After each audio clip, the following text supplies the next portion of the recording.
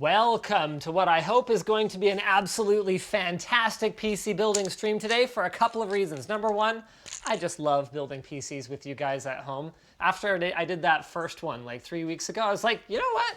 This is fun. I've always liked building computers, and I guess building them for a live audience is even better than that. And number two is that this machine is one that I'm actually not going to just tear down as soon as I'm done.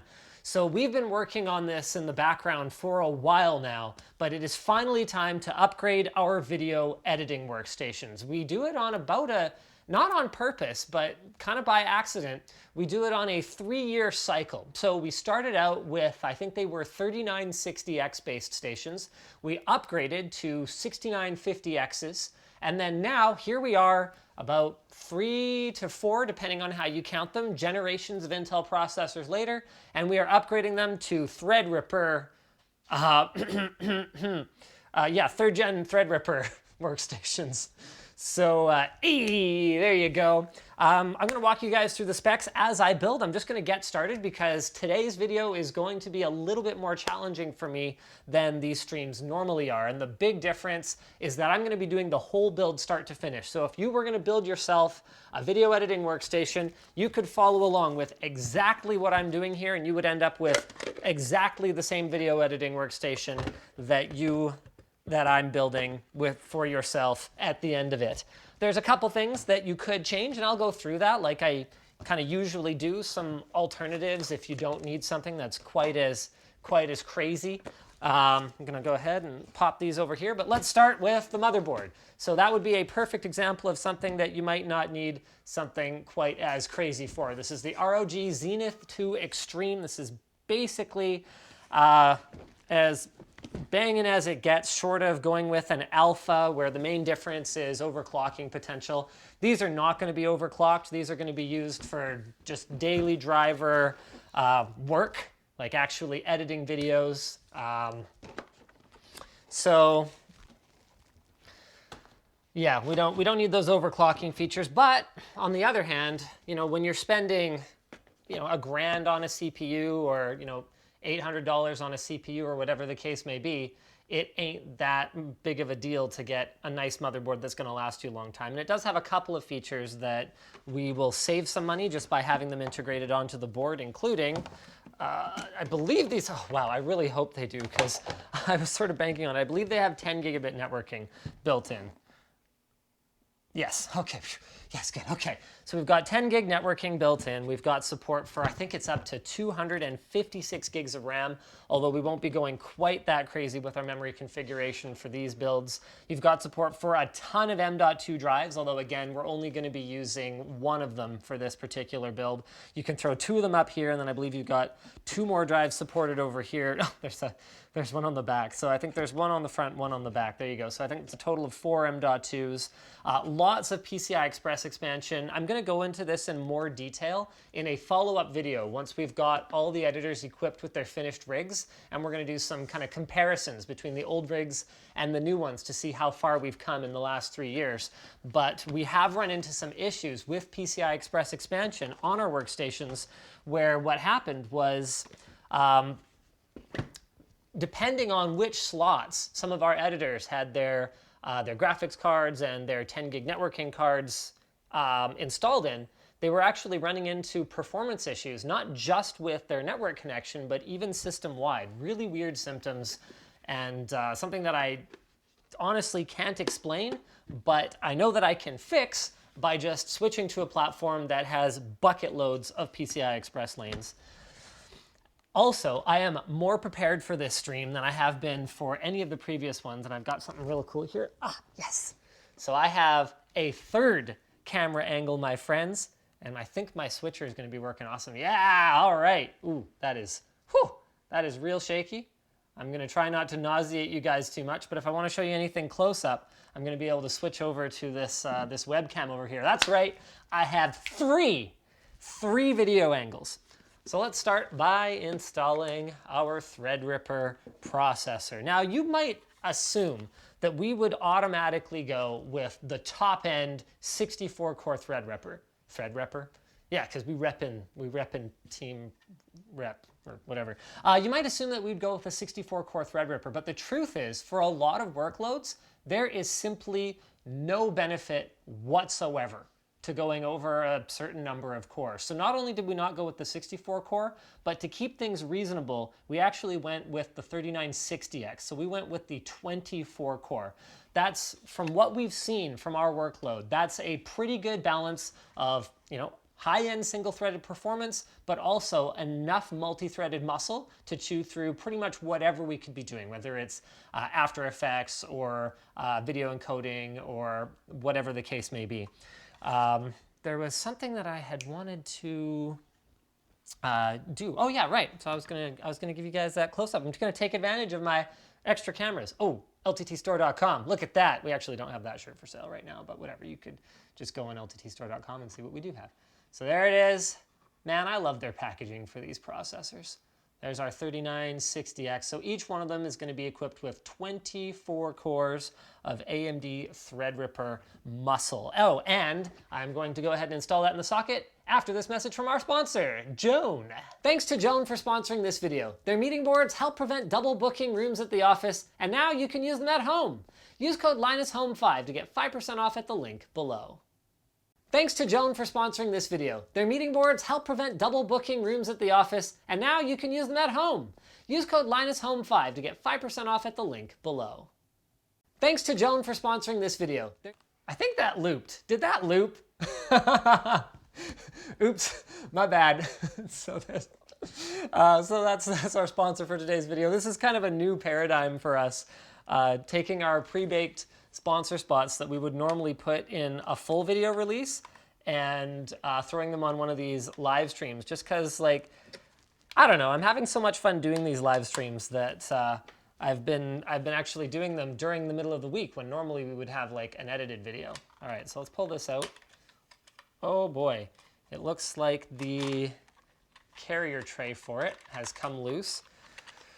Oh man, well, today was bound to have some challenges. Here, I'll just give you guys a quick look at that. Just flexing all my camera angles here. All right, so basically what happens is AMD has these little carrier plates that come on their processors, and that helps you to slide it into the kind of the hold down piece and then lower that down, and then you tighten the whole thing down, because this is unlike their consumer chips, their high-end desktop and server chips use an LGA type socket, and it's huge. So getting an even amount of pressure on all those pins, on all those pads from all the pins is quite tricky and needs a fair bit of engineering work to make sure you're doing it right. So I'm just going to go ahead and pop this puppy back on here. Oh, I just found a flaw in our CPU serializing system at the office. We actually serialize the carriers for these things. See, we have little codes that we put on here rather than the chips themselves. It seems like that is probably a slight oversight that we could stand to rectify. I kind of wish I had a little stand for this, but I guess you guys are going to get to see me building with one hand sometimes while I need to operate the webcam. Now, I do have a concern. My concern is that the Torx driver for installing Threadripper processors might not be in my packaging here. What's funny? I don't know if I've ever actually been the first one to open one of our Threadripper chips, and I'm not 100% sure how to pop this bottom off. I think I got it. Uh-oh. There's no Torx driver. Okay, so, wow, yep. The good news is that I never start a build without my trusty iFixit kit on hand. The bad news is that I'm going to have to rely on muscle memory in order to torque the CPU down the correct amount, which is not something that I would recommend doing. This is a classic do as I say, not as I do moment here. Oh, I just realized I don't have my float plane chat up. Where is it? Hey, there it is. Sup, float plane boys and girls? There we go. Show me a little blue button. Oh, okay, they're all advising each other how to fix the stream. Oh, shoot, that's not the one. All right, So let's go ahead and do this thing. So we're gonna open it up in the 3, 2, 1 order by reading the label on the socket. So the two at the back here. Man, I could stand to zoom that camera a little bit, couldn't I? You know, I think I'm gonna do that. Da, da, da, da, da, da. Hey, there we go. Is that in focus though? Doesn't really look like it. There, how's that? There. Who says I can't operate a camera? Well, you're right. I can do the very basics. Very basics. All right. So we're going to lift up this top cover here. Then we've got a socket protector. So you'll see this is exactly the same size and shape as the CPU you're going to put in, just a lot less expensive for them to ship preloaded in the motherboard. Then you've got your second socket protector. They're real super serial about not wrecking the like 4,000 some odd pins in the T-Rex 40 socket. And there it is. Let's load this baby in here. So like I had said before, you want to take this first layer here. Make sure the CPU is in the carrier properly before you do this, because like that's a classic, okay? Lining this up over the socket and then having the CPU just fall out into the socket. I'm pretty sure someone on our team had that happen to them once. I don't remember who it was. It wasn't me. Before you make assumptions, guys, it wasn't me. But I'm pretty sure someone had that happen to them, because they're just like kind of crummy plastic things. Like they don't stay in there that well. All right, so that positions the CPU in the right spot, and then this is the one that actually really holds her down. So we're gonna go ahead and close it. 1, 2, 3. Now it does say, you know, open 3, 2, 1, close 1, 2, 3, but it's not actually. You could do open 1, 3, 2. The point is just that you start here and then end up here at the back of the socket. And one thing to note is that I never, you know, do 1 all the way down, and then 2 all the way down, and then 3 all the way down, because then you're putting pressure like kind of like this, and then like this, and then like this. It's better to just kind of take it nice and slow and steady, wins the race on stuff like that. As long as you don't bend the pins or anything, kind of the worst thing that can happen at this stage of the game is you don't get even contact, and then you're going to have to go ahead and reseat the CPU in the socket later, because you might get some of your memory channels not firing up or something along those lines. So there you go. That's it. CPU's installed. Wow, that's super reflective. Definitely got some lights in here, but that's okay. I'm going to flex my other camera angle just like that. Man, I don't know what I was doing wrong with this webcam when I was first using it for some of these videos at home, where it was like running at some super, super weird low frame rate, but it seems fine now. Like honestly, that looks, aside from being really shaky because I'm hand holding it, looks not bad anyway. All right, so now we're on to memory. This is overkill. We've got G.SKILL sent over, so we've got a total of, I forget how many workstations it is that we're going to be building. I'm doing the first one here. I might end up doing some more of them, but for now I'm just doing one. But they sent over a bunch of these kits, and these are 32 gig by 4 kits. Total of 128 gigs of RAM in each of these workstations, which is freaking sick and totally unnecessary. But one of the advantages of going overkill today is that if we ever need to go even farther overkill, well, we're going to have that option, because we could go ahead and throw another 4 sticks. Throw another 4 sticks like this in there, and you could go to 256 gigs of memory. I'm actually not sure if I would recommend 256 gigs of unbuffered memory, but like, I mean, hey, I guess if it works, then I sits or whatever, right? One of the reasons that I'm a little bit more concerned about system upgradability this time around than the last time around is that Intel has a pretty predictable cadence for their platform upgrades. Basically, you get, and this has been true on both the mainstream and high-end desktop platforms over the last, like almost 10 years. You get a new socket and like a new chip series, and then you get a refreshed chip series of some sort, and there have been some small exceptions, and then you get a new socket, a new chip series, and basically only the refreshes are backwards compatible with the previous generation motherboards. So every couple of generations, you're effectively getting a completely new platform that you can't really use the new chips in the old boards, or you can't use an old board with one of the new chips. With AMD, they have actually done a pretty good job so far of maintaining backwards and forwards compatibility. Last gen Threadripper was a bit of an exception. So that was a bit of a bummer. So they did do a socket change to the T-Rex socket, but I would be surprised if we didn't see some kind of chip upgrade for this platform. And unlike what we've done in the past, where with Intel, we've always put their top tier chip into our workstations, we've actually got some room to move even within this generation. So down the line, because Threadripper covers this just wide performance gamut, we're not even putting a chip that is half as powerful as the most powerful chip that you can put in the socket, depending on the workload in it. So because that gamut is so wide, you could build a workstation today, 3 years down the line, you could fire up eBay, pick up 3990 WXs, throw those in all the workstations, and now, okay, you've got 64 cores, maybe you need 256 gigs of RAM now.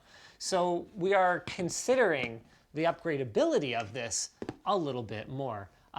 Palazza, yes, I occasionally check Twitch chat, but normally I'm busy building the machine and like talking about it and stuff. Wow, Floatplane chat is just talking about like completely unrelated things. I thought I wanted a breath of fresh air the other day. I was going to make some lunch, found out it was the middle of the night, says did Okay, you know what though? That is very on topic right now, because I have had the same experience with the way that my sleep schedule has been all over the place, because I'm not going into work at the regular times, and sometimes I'm staying up very late filming videos. It's been a little bit messed up. Like there have been nights when I was up streaming Anno till like 4 because I'd had like a super long day. I'd filmed like 2 or 3 videos that day, and it was just like, you know what? Yeah, I'm exhausted, but I actually need some time to unwind right now. And then, well, obviously that throws everything way off, and I didn't manage to get up very early the following morning, and then it took me a few days to kind of get normalized there. All right, why don't we go ahead and get, oh yeah, this is exciting. So where is it? Here it is. Okay, cool. So Intel didn't manage to get the CPUs for our workstations this time around, but they have still managed to get their hardware into it. This I am jazzed about. So Optane is now available in an M.2 form factor right here. So this is a 380 gig Optane SSD that I'm going to be using for the boot drive. And you guys might say, 380 gigs? Gee, Linus, that's not a lot of space for a workstation.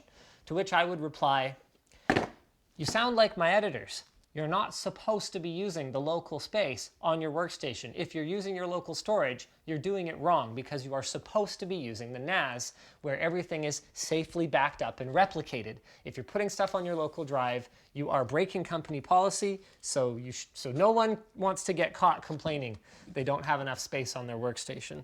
So that's all I have to say about that. So this is one epic, whoa, mother of an SSD. You can't really tell, I guess, because my hands are not great for scale. This could easily be a normal-sized M.2 in normal person's hands, but actually, these are small hands, and this is a giant M.2.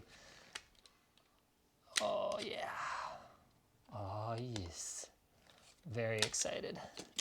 Check that out. So there's our controller. We've got 1, 2, 3, 4, 5, 6, 7. Really? That's an odd, strange number of Optane chips. I have not actually looked closely at this thing before, but now we know it's got kind of an odd load out there. Let's go ahead and have a close look here. So it's really interesting, because I kind of expected Intel to be a little bit salty that we didn't ask them for CPUs for this project, but they actually were super chill about it, and I think that's part of kind of their new strategy. They're no longer just talking about like, oh yeah, we want to be, the CPU maker for the world. They're talking about they want to be the #1 semiconductor maker. So that means network interfaces, solid state drive controllers, all kinds of things like that. So here we are The strategy is officially working because even though we're not using an Intel CPU this time around, they still managed to get their silicon in our build because these are hands down the fastest, most responsive drives that you can get for a computer.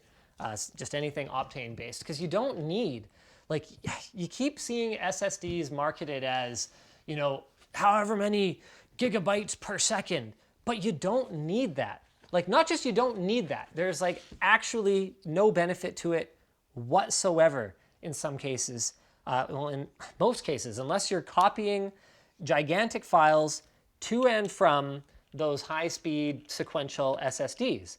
But what Optane does is it gives you that responsiveness that you need. So when, like, you know, let's say that, you know, an application needs to go and fetch an asset off of your local storage in order to open up a new module or something like that that you didn't have open before. Optane allows you to, like, load it right up quick, fast. Whereas if you're relying on a drive that's just all about that sequential speed, if those assets that it needs to load are kind of scattered all over the place and they're really small, it might be less responsive. And the other thing that's great about Optane is that this is weird. What does this do? Okay, I will figure that out. I'll figure that out a little bit later.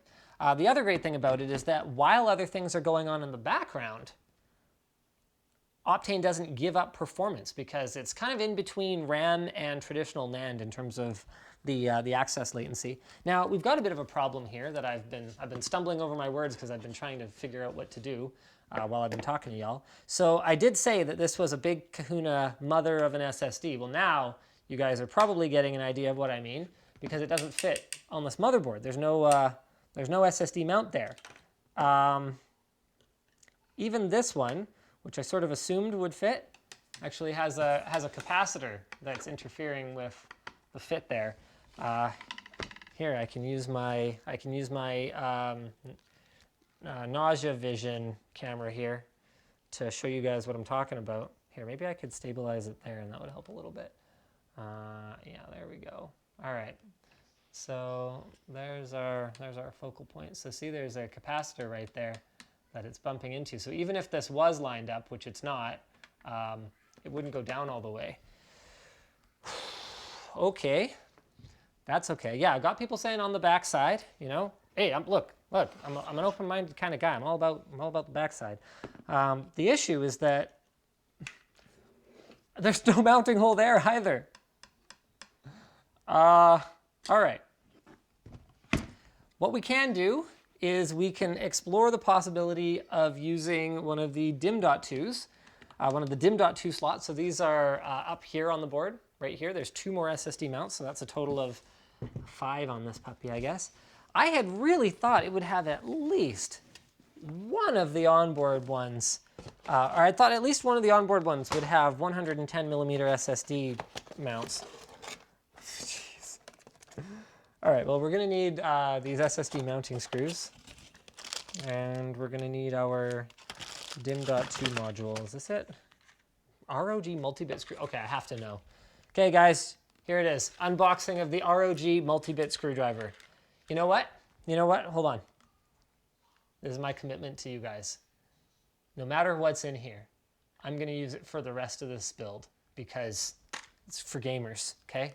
Republic of Gamers. It must be great. All right, here we go. All right, so we got, what's that? We got, looks like it's a little tube full of, okay, so they give you a reusable plastic straw. All right, you got that in there. Then you got a little Phillips size 2 bit, very similar to the iFixit ones. You got a little magnetic end there on there. Whoop, yep, okay. Multi-bit. By multi, do they really mean 2 bits? I think they do. Okay, so then you got a Phillips 1. Okay, so I've got Phillips 1 and Phillips 2. And then, is this just a magnetic grabber? Is that all that does? Okay, I'd kind of thought maybe it was an extension to like reach into hard to reach spots, but no, it's a magnetic grabber, okay? And then you've got a Phillips 1 and a Phillips 2. Actually, you know what? It's metal. The knurling feels quite nice. You know, it's gnarly, dude. Wait, are they both Phillips 2? No, S2 Phillips 1, S2 Phillips 2. Okay, All right, that's it. I am using the ROG MultiBit Screwdriver. I'm committed. I'm committed. Until such time as I am not able to use it, at which point I will bail hard on this whole concept. In the meantime, though, we can throw this back in here. Where the Sam Hill is my M.2 here, ladies and gentlemen. Ah, there it is. All right, cool. There it is. Let's pull this out. Oh, please tell me this can mount a 110 mil. I guess I could look at the specs, but at this point it's in my hand already, so it's probably faster. Oh, please, please. Oh, I think we're good. Okay, I think we're good. I think we're good. Whew. That was a little stressful. But you know, that's what you need, right? Really take your build to the next level. You need some OMG, this isn't going to go together, you know, moments. I wish there was somewhere to store the other bit. I'm definitely going to lose one of these bits before this build is over. You know what? I'm going to mount it on the outside side.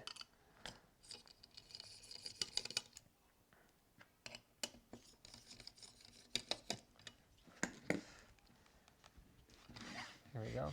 Oh, you guys are checking out my super dirty tablecloth here. Here we go. Nice. Very nice. That is going to go on there fine, just fine. Check this out. Whoop. Hello? Hey, there it is. All right, cool. So that's where the mount is, right there. Boom, 110 mil mount. Just gotta throw this mounting hardware on there. So there's my little standoff and little tiny screw nubbin thing. And then we are good to go.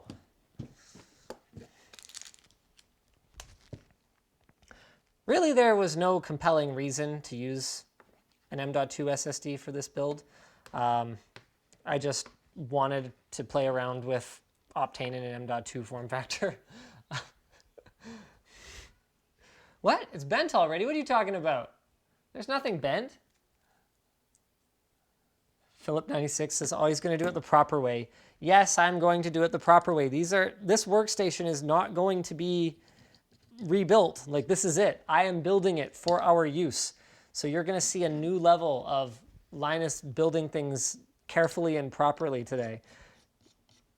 You will watch videos. I guarantee it. You will watch videos edited on the workstation that I'm using right now. It's got to be done right. Okay, so this is weird.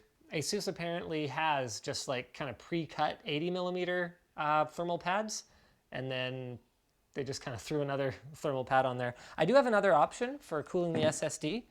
Intel actually sent over this EK M.2 Optane Cooler thingamaboober. So here, I don't know what this is. Looks like kind of like a protector plate or something like that. Maybe that goes on the one side. And then it's, oh yeah. Oh yeah, no, I've seen this before. They had one of these pre-installed in the Ghost Canyon Nook. So basically it's just like a little, yeah, there you go. You guys can get a pretty good look at it there. It's a little kind of ribbed heatsink thing. One of my guys put this asset sticker on the back where it needs to, you know, conduct heat, but that's okay. What's up? Matthias is here. What am I supposed to... you know what, I'm not going to use this. I'm just going to use the built-in heat spreader because it looks like it's probably got as much heat absorption capacity as this thing does. I don't remember. I think he's dropping some stuff off. I think that's his primary purpose here today. You could check the back of the car, though. If there's anything for me to send back to him, it would be there. All right. So I'm just going to go ahead and peel this off. Hey, there we go. Nice. Phoenix13 says, wow, Twitch is much better quality than YouTube. You should try Floatplane. Floatplane gang. Don't need no ceiling gang. We got Floatplane gang. I don't get this whole ceiling floor gang thing. I even looked it up on Know Your Meme, and there was no reference to it. So I was like, okay, well, that's as much effort as I'm willing to put into this. I give up. Okay, is that even lined up? Oh yeah, okay, yeah, looks like that's lined up all right. There is some exposed chip, but I am not expecting that to be a problem. There we go. Man, I am so sorry that my hands are so shaky today. I don't know what my problem is. There we go. It does look like the thermal pad is lined up on our Optane chip. So unlike NAND, I don't believe there's any compelling reason for Optane to be kept any warmer than it absolutely has to be. Although, correct me if I'm wrong, guys. With NAND flash, you don't want to overcool it. But with Optane, I believe you just want it to, yeah, I believe you just want it to be cool. People saying don't touch the pins. Okay, all right. I'm gonna let you guys in on a little secret. Okay, just a sec. Let me just tighten this puppy down. Okay, watch this. Okay, I'm sorry. I'm switching to the horrible Vision camera again. Is there a better way for me to? Ah, yeah. There we go. That's way better. Okay, now I can just prop it up there. Okay, all three. There we go. All right, check this out. Okay, see those pins? Look at that. They don't go down to the bottom. Look at that. So I could actually hold it like that, and my thumb would not touch the pin. Wow. Would you look at that? Now, I don't recommend that. That's not best. But I'm also, if I'm not mashing on it with my fingers, I'm also not getting my greasy fingerprints on the gold contacts. That said, finger grease could get into the socket, which could get onto those pins, which could get onto these pins. But also they're like gold, and it's probably fine because they design things just in case idiots use them. But that's not a good reason to be an idiot. That's all. That's all I'm trying to say, all right? That's all. All right, let's go ahead and throw this puppy on here. Hi. Are these all part of the AC unit? Yes, they are. Okay. Yep. All right. Oh, we've had a setback on my DIY Ghetto Fabulous home air conditioning project. I ordered completely the wrong thing. So I ordered the unit that mounts on the wall and is like wide like this. Okay, but I thought I had the right exterior unit, so I brought it home and opened it, and Brian the electrician came over, and we kind of walked the house and kind of figured out where to put it and concluded that, yeah, it's a lot bigger than I thought. I don't blame him for this. He hadn't looked at the specs. It's a lot bigger than I thought, a lot heavier than I thought. That will not be going in the attic, and it will not be mounted from the soffit of the house. It's going to have to be down on the ground. So then we figured out that if we're going to have 3 of these units on the ground. The accessories box, is that inside the AC unit, or is that separate and stay? It's a separate piece, but I think we need 25-foot kits, not 16-foot kits, so I guess it'll have to go back. All right, so we're going to need like 3 of these on the floor, or on the ground rather, outside the house. And we were like, okay, well, if we're going to have 3 of them, then like we might as well just have one big one and like do it the way that everyone told me to do it, which is one big unit on the ground and then mini splits into all the rooms. So that looks like that's the way that we are going to do it, which means that, okay, right, so I ordered the wrong thing. I ordered the wall-mounted one instead of the ceiling-mounted one.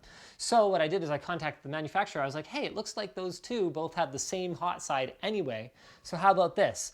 Well, first I panicked and I ordered the right one with the ceiling thing because I thought I needed 2 of them anyway. So that's on the way, and I've got the wrong one. I'm like, hey, how about this? How about I return this piece I didn't need, and you swap me just the piece that I do need so we can save some shipping? And they were like, okay. So now I've got to go back to them now that I've got 1 unit in the mail and one already here that I've realized isn't going to work. And I'm going to be like, okay, so I still need those cold side 9000 BTU units, but I don't need any of these 9000 BTU hot sides. And then also we've had to reconfigure the electrical in the house. I think we're going to have to go to a gas range in order to fit the one big unit, because that big one has like a 35 amp maximum power draw, like instantaneous power draw. And Brian's like, yeah, that really doesn't seem like a great idea, because I've only got a 100 amp service here at my house. Anyway, it's been set back, but there are problems with my insulation in this house. So part of this project is going to be clearing out my attic, which is full of all kinds of cool stuff. I might do a video kind of clearing it out. You guys should check that out. So I'm going to have to clear out my attic. I'm going to have like proper professionals come in and redo the insulation in the attic. And then while it's out, I'm actually going to do a whole bunch of upgrades. I think I'm going to do like pimping my home networking, like Wi-Fi, pimping out my home security system.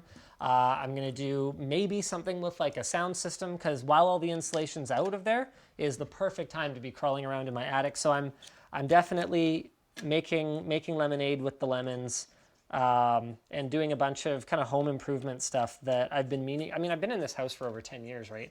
Like, this is stuff that I've been meaning to do for a long time and just haven't really gotten around to. And so I'm going for it. I'm going for it. All right, so let's go ahead and put this shield back on here, because we're not going to be mounting that. See, I didn't want to use the dim dot too, because it looks so stupid. It's like a big, like, wart hanging off the motherboard there. Like, look at this thing. Whatever.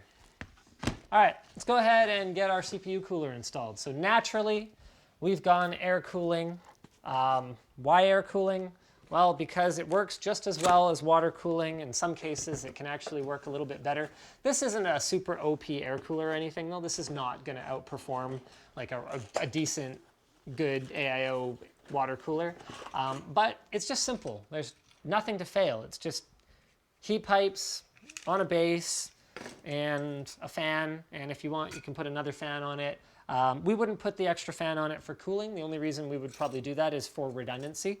So that way, if one of the fans fails, the system just keeps operating normally until you sort of realize one of your fans failed. You can see Noctua provides all the accessories you need. So you got your mounting hardware in here. You've got an extra set of clips in case you want to put another fan. Extra anti-vibration rubber pads in case you want to put a non-Noctua fan that didn't come with them. They've got the, oh, hey, nice. Okay, so I don't need to use my iFixit kit, because Noctua includes the screwdriver that I need to mount their heatsink. You know what? We might actually get away with this after all. I like it. X10Chan on Floatplane says, I'm surprised Linus is going with air conditioning. I would have thought he would try to water cool his whole house. Okay. Well, now that you mention it, I am actually planning a project with Colin where we're going to try to geothermal cool the server room, but not the whole house. So even once I've installed air conditioning, the server room is not getting its own AC because it's not fully insulated. So there's really no good reason to do that. It would be very wasteful. So what I'm planning to do, because it can actually run quite hot in the summer, even with that cooling fan that I installed in there, what I'm planning to do is actually put a pump and then some tubes running to the outside to a heat exchanger, and then we're going to bury a bunch of plastic piping in my backyard, and then run another pump to circulate that, and then use that to water cool the main heat generating components in all the systems to hopefully bring the ambient temperature of that room down a fair bit. So you joke, but it may happen. It may just happen. All right, let's go ahead and get this heatsink on here. I'm just going to stick with the one fan for now in terms of cooling. We're only running a 24 core, like it's not like we actually need the extra cooling. I am going to, no, oh gross. Oh, I got thermal compound on there. Fortunately, I have this piece of tissue paper here that I can use to get rid of it. There we go. Just remember, guys, when you goop it, scoop it. Hey, because thermal paste, man, that stuff gets everywhere. So you don't wait, right? You scoop it right away if you goop it. Now I'm gonna pull this fan off. I can't get this on with it on there. All right, here we go. I apologize in advance for that noise in the background. Unfortunately, because of my other build stream that I have planned for probably next week, although I might do it sooner just because I really want to get back to my normal specs. Because of the stream I have planned for next week, I do not have an RTX card in my media PC, which is what I'm using to run the stream right now. So I cannot use RTX voice at the moment. Or I can, but I would have to modify the installer, which I did not have time to do while I was setting up this stream. So next time. Once I've put my my RTX graphics card back in my streaming / VR machine, I will be able to run it on these videos. Or I could just figure that out when I'm not up against a deadline, I guess. That would be another alternative. So I'm going to be changing out my VR streaming machine for one that is capable of taking expansion cards. That's pretty much the main issue. I've been really frustrated trying to set up full body tracking. I think I talked about this on one of the previous streams. And I think that being able to install USB cards with different controllers might be a solution to help me fix it. And it's just nice to have that as a troubleshooting option. I'd also like to be ready for wireless VR when and if Valve ever releases a wireless kit for the Index. Oh man, I thought I was fine with the tether until I tried wireless at the office. And it was just like a complete game-changing experience. So much freedom. Actually, one of the other videos that I'm planning to shoot today is going to be fixing the issues that I've had with full body tracking. So, okay, I got to backtrack a little bit here because I just said that the problem that I was having I thought might be related to the USB controller on my AMD motherboard, because there were very few people using AMD motherboards with these Vive trackers.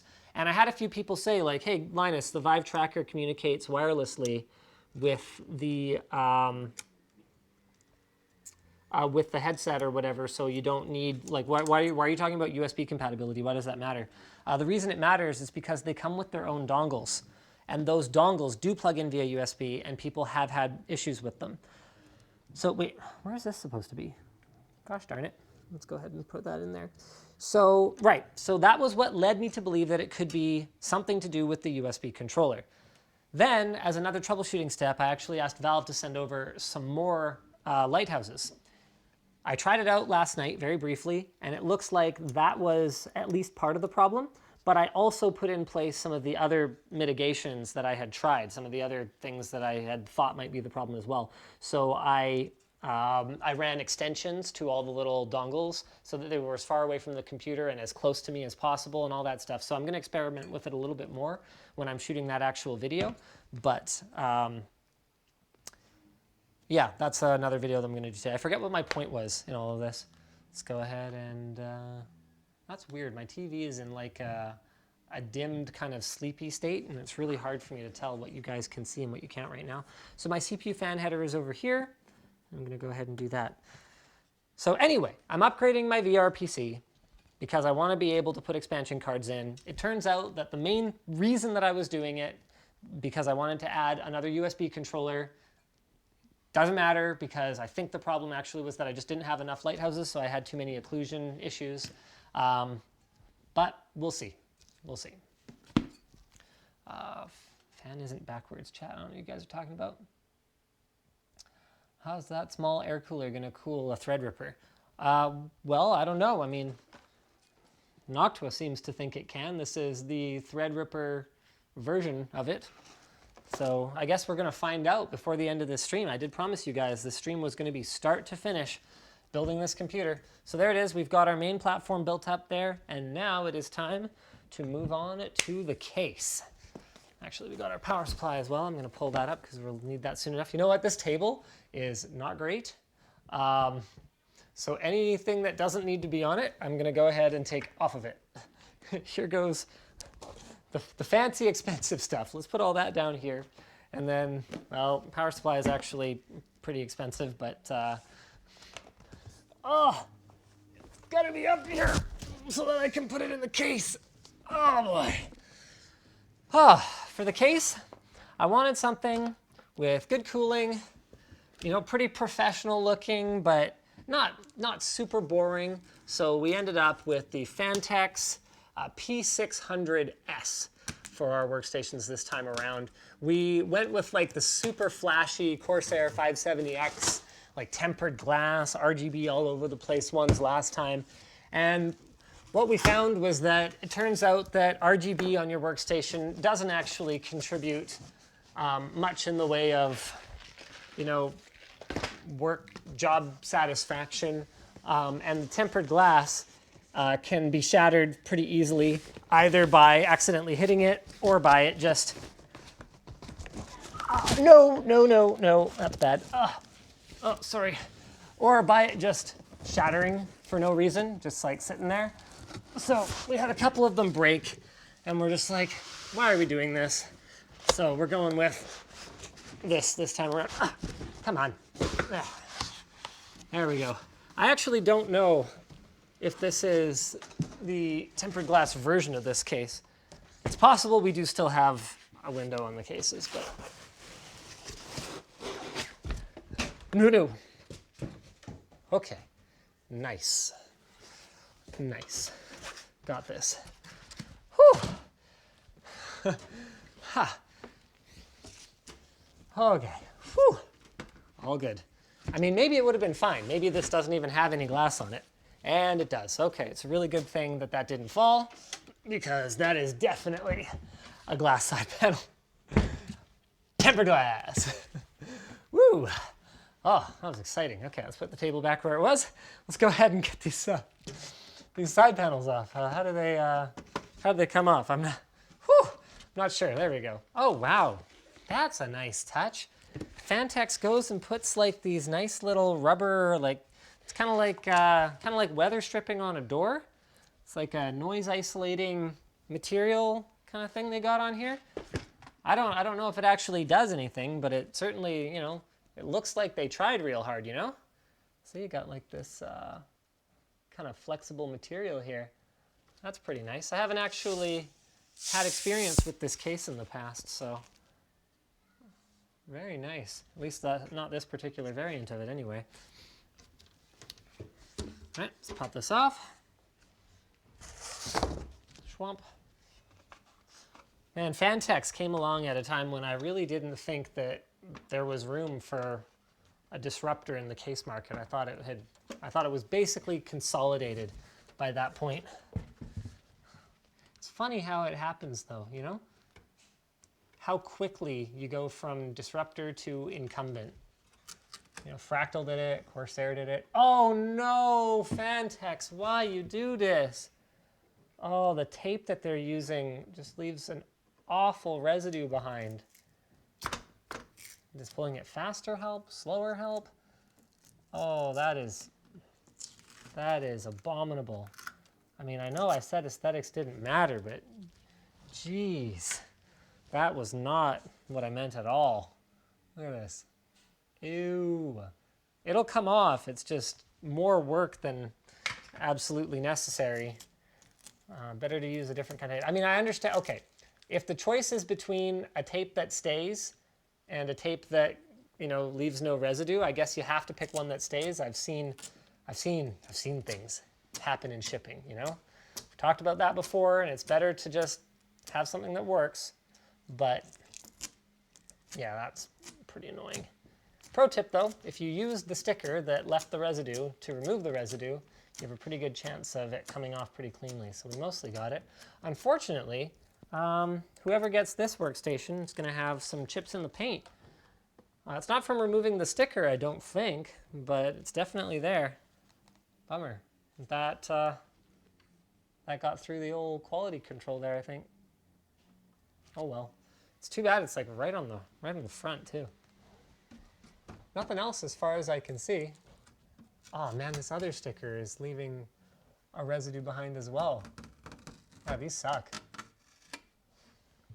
All right. Do I have any more of them on here? Not that I can immediately see. There's a little pull tab here. Can you guys see that? I'll get you a better angle on that. Oh, at least I'll try. Uh-oh. And we good. Cool. Oh, there we go. There's a little pull tab on here. I don't know what that's. Oh, hey. Okay, cool. Okay, more sound isolation material on the back here. Very nice to see. I cannot figure out how to get this one to slide up though.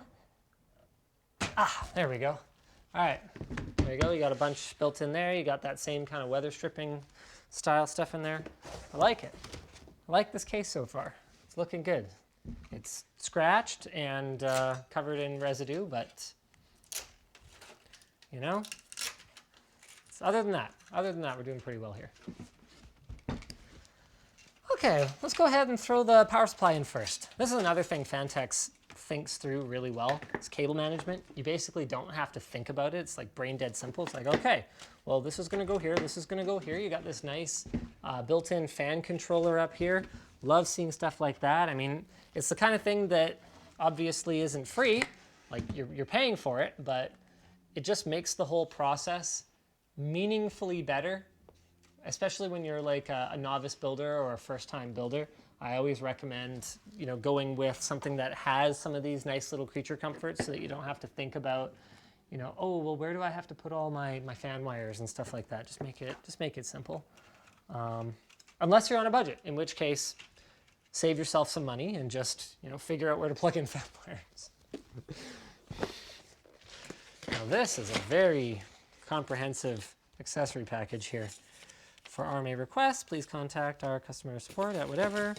Oh, okay, yeah. So we've got 3.5-inch drive cages in here, as well as Phanteks' classic.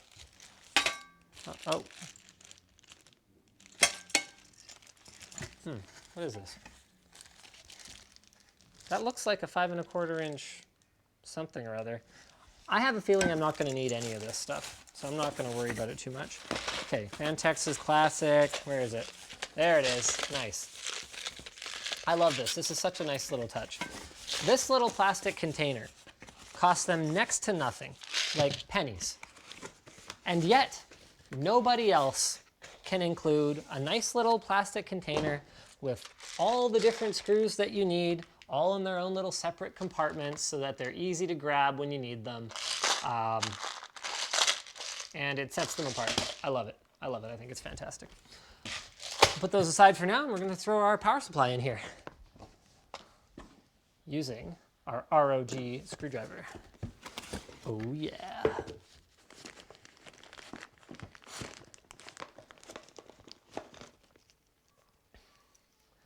not sure about the fan controller. At least he's facing the camera. What are you guys talking about on Flip? Does he know he's not facing the camera? Okay. Okay. Yes. Maybe. Look, hold on. Someone, X10Chen over on Floatplane has the excuse built in for me. I have like 4 cameras pointing at me. I can't possibly know which one I'm supposed to be looking into at any given moment. Okay. Actually, what I think is probably happening is I'm looking at the monitor over there, which tells me if the stream is still working, and I'm supposed to be looking at the camera right there. That's right in front of it. You know what I could do? Here's a hack. All right. Here's what I'm going to do. I'm going to move my monitoring right behind the camera so that if I'm looking at it, it should be far less obvious. There you go. What do you guys think of that? See, I'm looking at my monitor now. Now I'm looking at the camera. You can't even tell. Ha! Pulled the wool over on your face.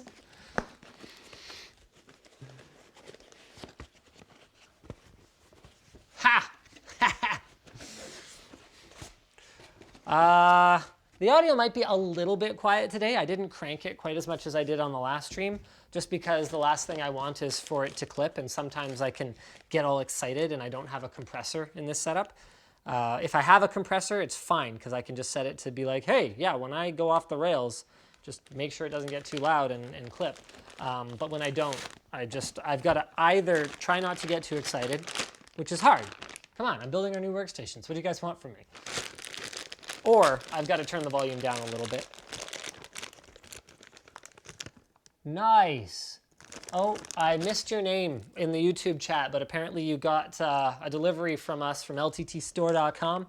We actually had a spectacular weekend because we did a shipping promo for our US friends. We did $4.99 flat rate shipping for the United States. And we had a lot of first-time lttstore.comers, and we're pretty sure that now that they've tried the Kool-Aid, they're not going to want, you know, tepid room temperature Kool-Aid. They're going to want it in an lttstore.com water bottle, you know, with ice so that it's cold. That's right. That was a brutal transition to our sponsor, which is ourselves.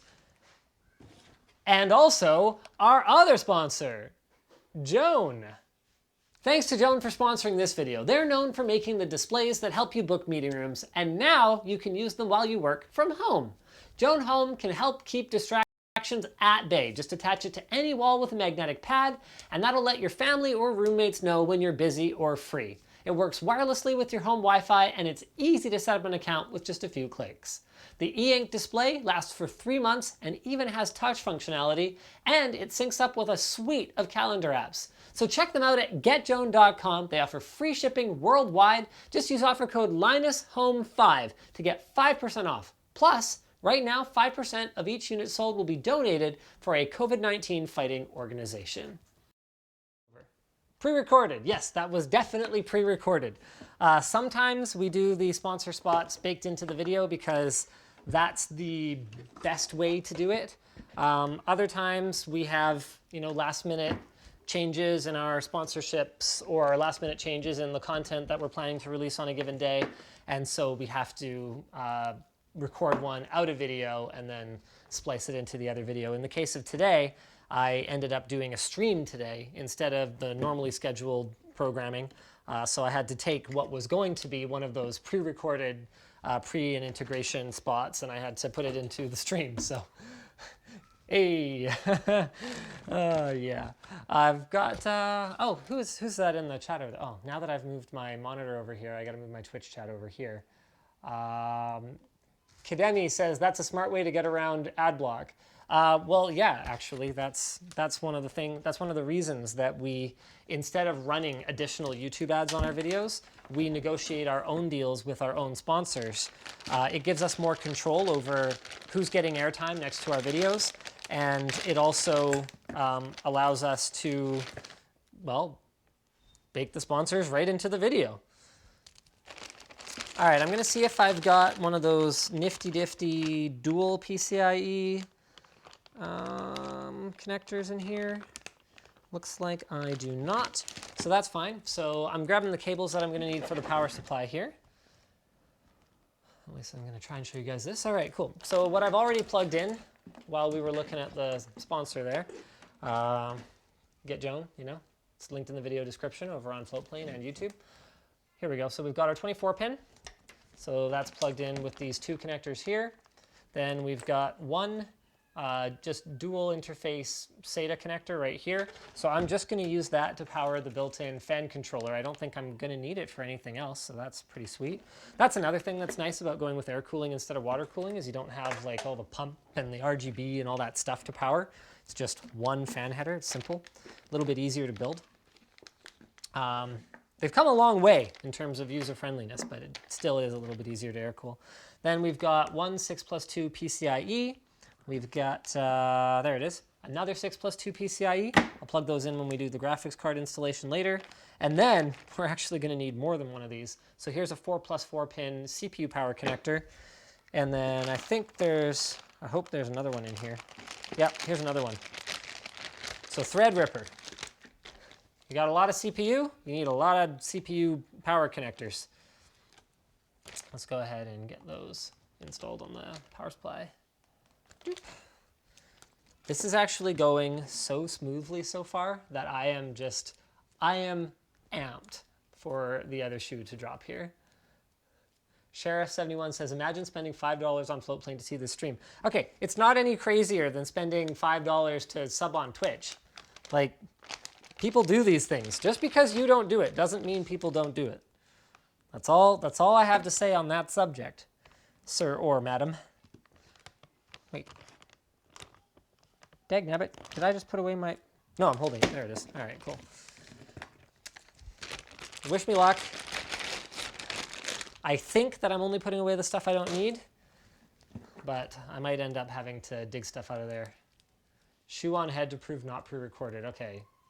I don't own shoes, you know that. I only have sandals. Okay, I lied, I do own shoes. I use them for riding my bicycle. Boreal says $3 gang. Yes, that's true. Early Floatplane subscribers did pay only $3. And now the chat over there, which is generally not too spammy, is just full of the emote that they got for being OG Floatplane gang. We're never going back to $3. I can tell you guys right now, with what we've learned about the cost of running video infrastructure online, $3 ain't sustainable. Like, it is no surprise to me that like Google did not make money on YouTube for many, many years. I'm actually not sure if they make money now. I know that they just filed earnings, I think, and they had a bit of a rough quarter compared to expectations based on the advertising business slumping, apparently. Don't quote me on that. I'm pretty sure that was something that I read recently. And that wouldn't surprise me based on what I've seen of ad rates in the last couple of months here compared to last year. Like, we are way up for views, but not that up for for actual like money that we've made from YouTube ads. We are actually up compared to last year, but the reason, sorry, I promised, using my gaming screwdriver. But the reason is that last year, this time, you can check it out on Social Blade. It's like kind of spectacular. We cratered. We had like the worst month that we had in like over a year and a half or something crazy like that last, I think it was either April or May. And then it's taken us since then to crawl back out of that ditch. And now we're up near our best ever levels. But the fact that we are at our best ever compared to our worst out of the last 2.5 years should have meant a greater amount of AdSense increase, but it hasn't, just because of everything that's going on with the coronavirus. To be clear, I'm not complaining. I am grateful every day that I wake up and I have a job that I can do from work. Not only that, but we had an all hands meeting the other, was either this, no, I don't think it was 2 days ago. It was either this Monday or it was last Monday, where, I basically said, okay, if the government mandates that we, not make videos and that we furlough everyone, there's nothing I can do about that. But short of that, LMGers are not losing their jobs. They are not getting pay cuts. They are not getting, there will be no like mandatory reduction in hours, nothing like that. Not only that, but we put a sick pay policy in place that we hadn't had before. I've had a lot of people criticizing me about that we didn't have a sick pay policy. But I think that a lot of those people don't really understand the dynamic there. It's like, there's a bucket of money, okay? And your employer can either just give it to you, or they can give you some of it and set aside other of it for vacation and sick pay and, health insurance and all those other things that employers provide. Hey, it's Nick. What's up? What's up? Hold on. You know you're on stream, right? Oh, okay. Well, okay, fine. You want to take me off while I pitch you the idea then? Well, I don't know, man. Like, whatever. Well, if you say no, then you're going to be a bad guy. Oh, I see. Okay. Well, hold on. Give me 1 sec. Can I just finish my chat about the thing? Okay. Give me 1 sec. So basically, what I'm trying to say is like, when a company is budgeting for the people that work at it, they're factoring in all these things. That's all there is to it. So if you're getting, your generous sick pay policy, that's because they're just paying you less. It's just like, that's it. And if we were mandated to do, more vacation time or more sick pay, that would just affect how many people we have to hire, which would affect our payroll budget. That's just all there is to it. So when we implemented ours to respond to the coronavirus, that was in addition to the fair wages that we already pay people, where that was not factored in. So I don't know. I get a little bit sensitive about these things sometimes because there seems to be this perception that Linus Media Group is some kind of like cheapskate employer or whatever, because I think some of it comes from us being very startup at the beginning and just not having any money at the beginning.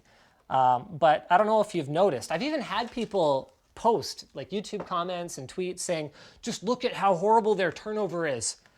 Why don't you actually look at our turnover? The vast majority, like by a ratio of 4 to 1 or something like that, the vast majority of the people who have ever worked for Linus Media Group still work for Linus Media Group. Like almost all of them. So yeah, why don't you look at our turnover rate? Anyway, yeah, Nick, go ahead and pitch me a crazy idea, sir. What do you got for me? All right, am I off speaker? No, you're on speaker. I'm Take me off speaker? I'm willing to be the bad guy. You know what? That's kind of like that's my role. That's my typecast. All right. Given, I don't know if you saw the email I sent earlier, but we have some potential budget available for another shipping promo. Do you want to do like a free shipping discount code if you're watching the stream right now, and then we'll close it in like 2 hours or something? Free shipping. Yeah, why not? To where? Anywhere, why not? Wow, you were right. I was going to have to be the bad guy if I said no, now that you've said that. 1 hour. I told you 3 times to take me off speaker. Okay, 1 hour. 1 hour. 1 hour. I can set it up right now, and then I'll. Okay, all right. Okay, bye. Bye-bye. Can you tell this one? Can you tell one of this guy's KPIs is to sell more on lttstore.com? Call me during his stream. I'm putting that in his 6-month review. Put me on the spot like that. He's gonna blame it on me now. Anyway, let's go ahead and run the wires that we're gonna need for our. Actually, you know what? No, let's leave the graphics card for later. We do need these ones though. So here's our 8 pins for the motherboard. Those are. Let me just have a look here. Oh, those are actually in kind of an unconventional spot on this board. So they're on the top right edge, which means they actually need to come up here instead of up here, which is where they would usually come up. Okay, well that's no problem. We can work around that. That just means that, yes, these 2 8 pins are going to come up here first. Free shipping to anywhere. I know that he knows that shipping to certain places like Australia or whatever, it's like our cost is in the tens of dollars. Like we have better shipping rates now than we used to by a long shot, but they're still like, you know, fuel costs money, and shipping is not cheap right now in the current climate. Fire Native says, hey Linus, remember when your old boss said, let's sell 1 million in a day? And you said, look, do you want profit or do you want gross revenue? Yeah, that's basically the kind of moment I'm having right now. Is I have always believed that businesses should operate profitably first, and then you sort everything else out later. Oh, funny story, actually. So that was a story that I had told, I think, on one of these previous streams, or it might have been when I was streaming Beat Saber or something. My old boss was like, okay, I have a goal for you guys. He always used to set these sort of like ridiculous / unrealistic goals. If the product management team does $1 million in a single day in sales, everyone will get, I forget what the amount was. It was like a $1,000 bonus or $2,000 bonus or something like that. Like some not entirely insignificant sum of money. Was promised. And the funny thing is, like, a year and a half went by, like some very significant amount of time went by, and we actually did it. We did it it was on Boxing Day or on Black Friday or something like that. And we brought it up. We were like, hey, so where is it? And he's like, well, that doesn't count. Because it was like on Black Friday, or it was like because we spent a lot of budget on loss leading products. And we were like, wow, that's funny because you know, we don't remember you mentioning that particular little caveat. And also, we couldn't help noticing that you were the one who set the loss leading budget for this event. So that's not really our fault now, is it? Anyway. I mean, this was the kind of company where like they couldn't even tell if they were making or losing money anyway. So like maybe they, you know, maybe they were losing a lot more money than we thought. Like the P&L reports were not correct anyhow. So yeah, people are saying illegal, but like, you know, there was no contract or anything like that. Oh, this is funny. I just got an offer to acquire Linus Media Group. How about that? offers whatever. Focus something technology. Would you be open to discussing a potential? So you know what's funny is I was actually someone that I know, and I will be giving no indication beyond that because I don't want there to be any hints as to who it is. But someone that I know, actually, I shouldn't say someone. I know multiple people in the YouTube space who have had offers to acquire their channels, and not because I have any interest in selling. Nothing's impossible, but at this stage in the game, like, I'm young, I'm passionate, I'm having fun, like, this is the best job in the world, and I'm still, like, I'm not, I went through my whole thing recently where I was thinking about retiring, and whatever that would look like, whatever an exit strategy might look like, I had thought through those scenarios, but, if you watched through to the end of that stream, you would have gotten to the part where I come to the conclusion that I'm not ready, and that I've still got a lot of tech videos to make. But anyway, I have to admit that there are times when I have a bit of an inferiority complex because, I feel like we work really hard for everything that we've achieved at Linus Media Group, whether it's, reaching a subscriber milestone or, the moment when we finally got a YouTube representative who's, not a peon level YouTube representative. We have a fantastic YouTube rep now. Like we are treated pretty well for the most part. But I've always had kind of an inferiority complex because some of these things feel like they've taken a lot longer for us than they have for smaller channels, but in sexier verticals than tech, or like that have like a more coolness factor, where there's almost like this bias because we're nerds, where there's this assumption that even though the army of Linus Tech Tips followers is literally 10 million strong, that it's like a niche and doesn't matter. And so, as much as, I will always hear out, a reasonable, business opportunity, but, I'm not really interested in selling, and as much as I'm not really interested in selling the business, it feels good. Feels good. That's the first time anyone has made an offer to buy Linus Media Group, which, again, surprises me because some of the ones that I know who have gotten offers, I know enough about their financials to know that Linus Media Group would be a much, much more sound investment.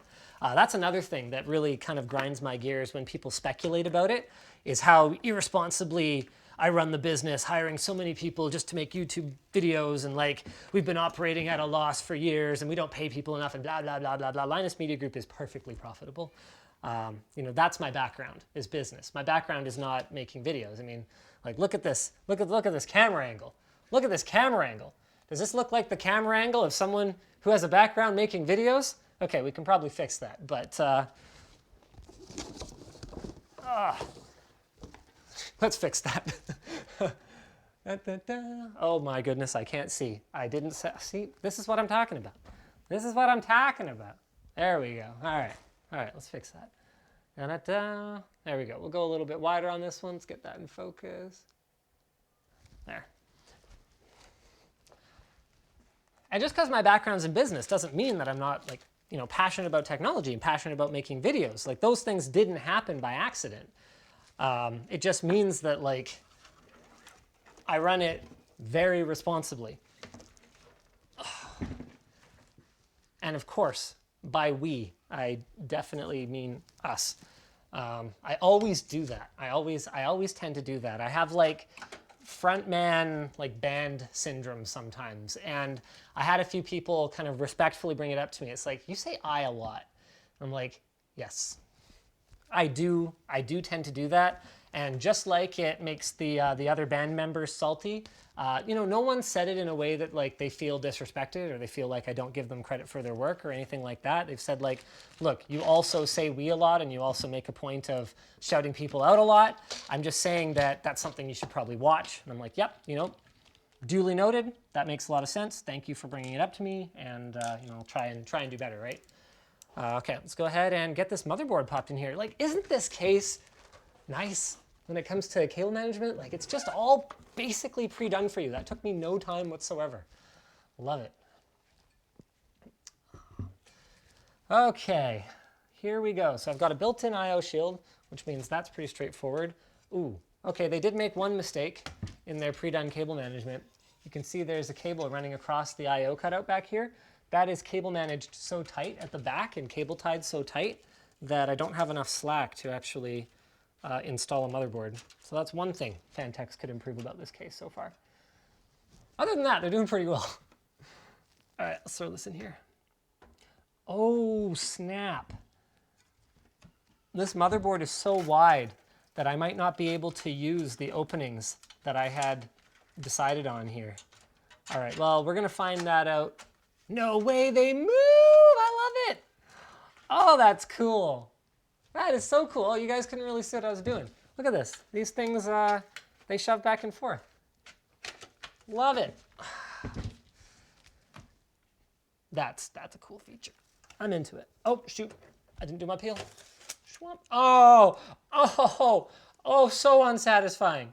Broken peel. Oh, broken again. ASUS, step up your game. Step up your game. JK, love you, ASUS. Thanks for the motherboard. Okay, here we go.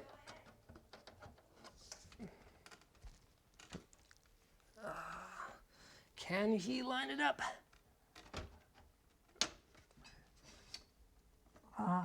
Oh, shoot. That's a feature I thought Phanteks had in their cases, but it looks like they might not. The little nubbin on the middle motherboard standoff that'll hold the motherboard in place for you while you're positioning it. I know Corsair has it, NZXT has it. I really thought Phanteks had it too.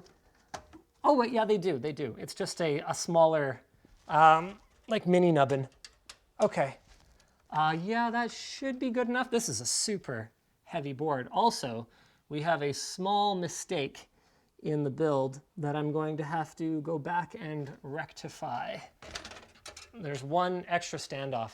So they've got a standoff pre-installed right here that I actually don't need. Oh, and that happens to be another nubbin one, so that's probably why I was having such a hard time installing the board. Okay, this doesn't count because I'm not actually screwing anything. I'm just using it as a hex wrench thing. I am removing this standoff with my iFixit kit. And I will throw that in my handy dandy screw tray. Doesn't count, doesn't count. Wait, what is this? There we go. All right, cool. Let's try that one more time. Ugh. Man, like with that back plate on there and all that copper hanging off the CPU sockets, this thing is freaking heavy. It's heavy, man. It's like, you know, it's heavy stuff, you know? It's like a heavy conversation. Oh, no. I don't want to get fingerprints on the top of the heatsink. There we go. Is that in? Am I in? Okay, we're going this corner first. Oh boy, nope. We're going something that's lined up a little better first. We're going with the nubbin one first. As long as the nubbin one doesn't fall off, we good. Let's try my other angle here. Yeah, that's not a great spot for that, is it? All right, that should be a little bit better. I think I've got the apertures open enough that it should still be mostly in focus over here. All right, I was gonna get, see, the thing about floatplane chat is it's hard for me to just like randomly look over at them and respond to them because most of the time they're just like talking tech in the comments or in the chat, like kind of nothing to do with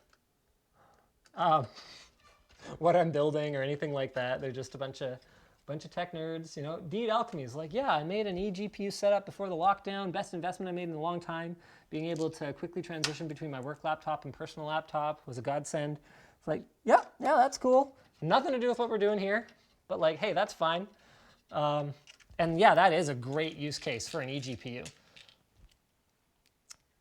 That portability is very, very cool.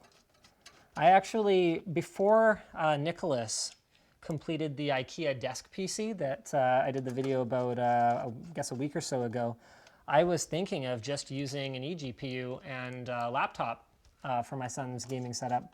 So he's getting to the age where he wants to start gaming and stuff. So I'm like, yeah, okay, as long as it's not too much, I think we can make that work. So yeah, I was just going to go that route, just because what's nice is that then, when life goes back to normal and I'm traveling, I can take the eGPU with me on trips and stuff too.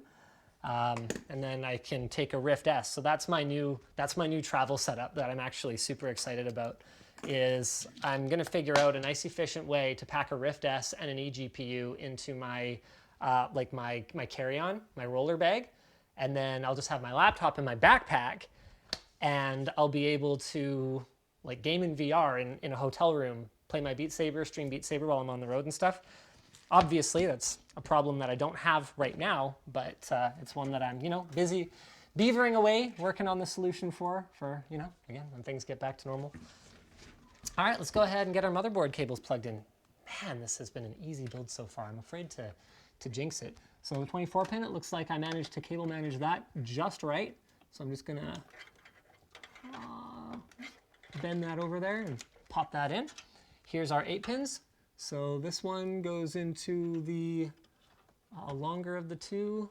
Oh yeah, okay, I didn't quite cable manage those right. It would have been better if I had the longer one on top from an aesthetic standpoint.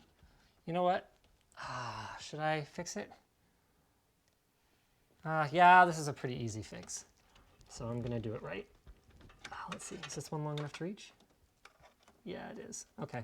Yeah, so what I'm gonna do is I'm just going to shorten this one. So when you've got two cables coming one over top of the other like this, here, I'll get you guys a look at that. You wanna have the longer one over top so that the bottom one just kind of follows the inner curvature of the top one. So all we need to do is shorten this one a little bit. See, it's such an easy fix that there's just no excuse for not doing it. There we go. So now we just end up with a little bit more slack in the bottom, but it's gonna look really nice and clean at the top. All right, there we go.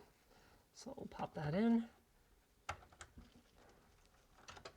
And this build is looking fantastic. Actually hadn't really given any thought to case cooling. It looks like Phanteks has got a pretty good loadout in this thing. So two 140 mils in the front. And is that, yeah, it's another 140 mil in the back. That should be lots for what we're doing in here.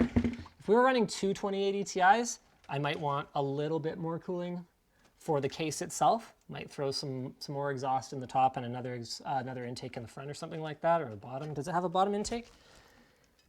It's got some stuff down there. It looks like that's 3.5-inch drive mounting though. So yeah, I'd probably do another intake in the front, like switch to triple 120s or something like that. Let's see if I can get this in. Come on, baby. Oh yeah.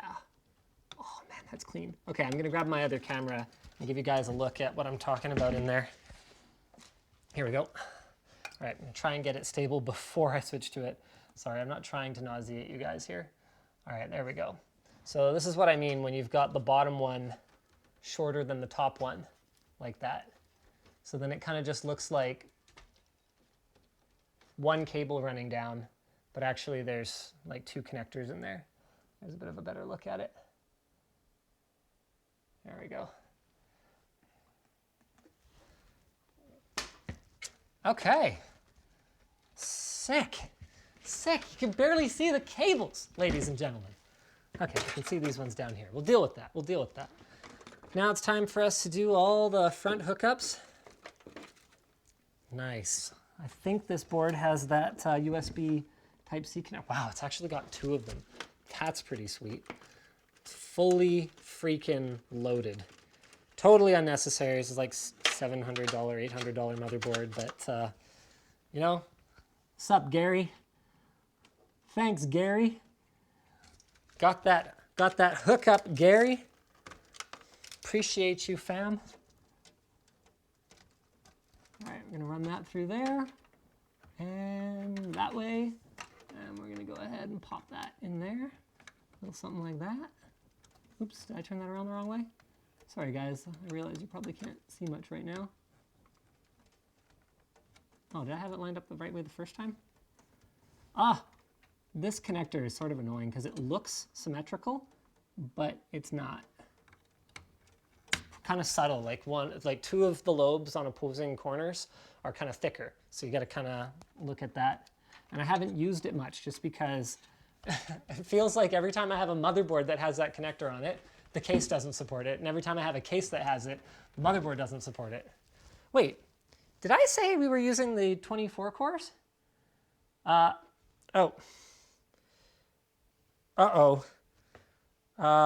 Nick says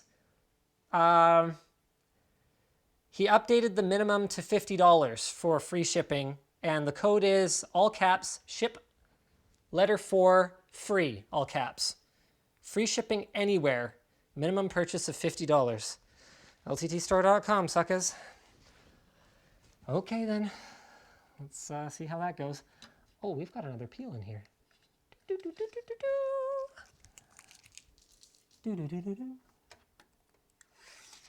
Oh, that's shiny now.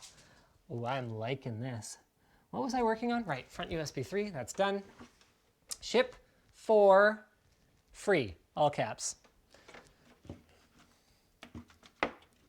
I won't say anything for a little bit. I'll wait so you guys can go and buy your stuff at lttstore.com. I'm just kidding. I'm going to keep entertaining all the people regardless of whether they buy stuff at lttstore.com, because that is my job, ladies and gentlemen. It's my job, and it's the best job ever.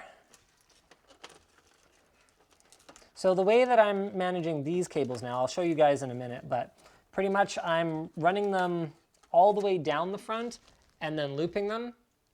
So all the way down the front and then looping them and then bringing them back. It's just a relatively tidy way of running stuff that's on a like a side, like right angle connector, like this front USB 3 here. So this is one of the classic front USB 3s, and I think I might get away with, oh, I might not. Yeah, I think that connector might be a little bit too bulky to get in there like that. Here, I'll show you guys what I mean. Alt 3, there we go. So I was kind of hoping to put this one through from the back here so that I don't have to see the cable run pretty much at all. But you can kind of see it's coming in at a bit of an angle there.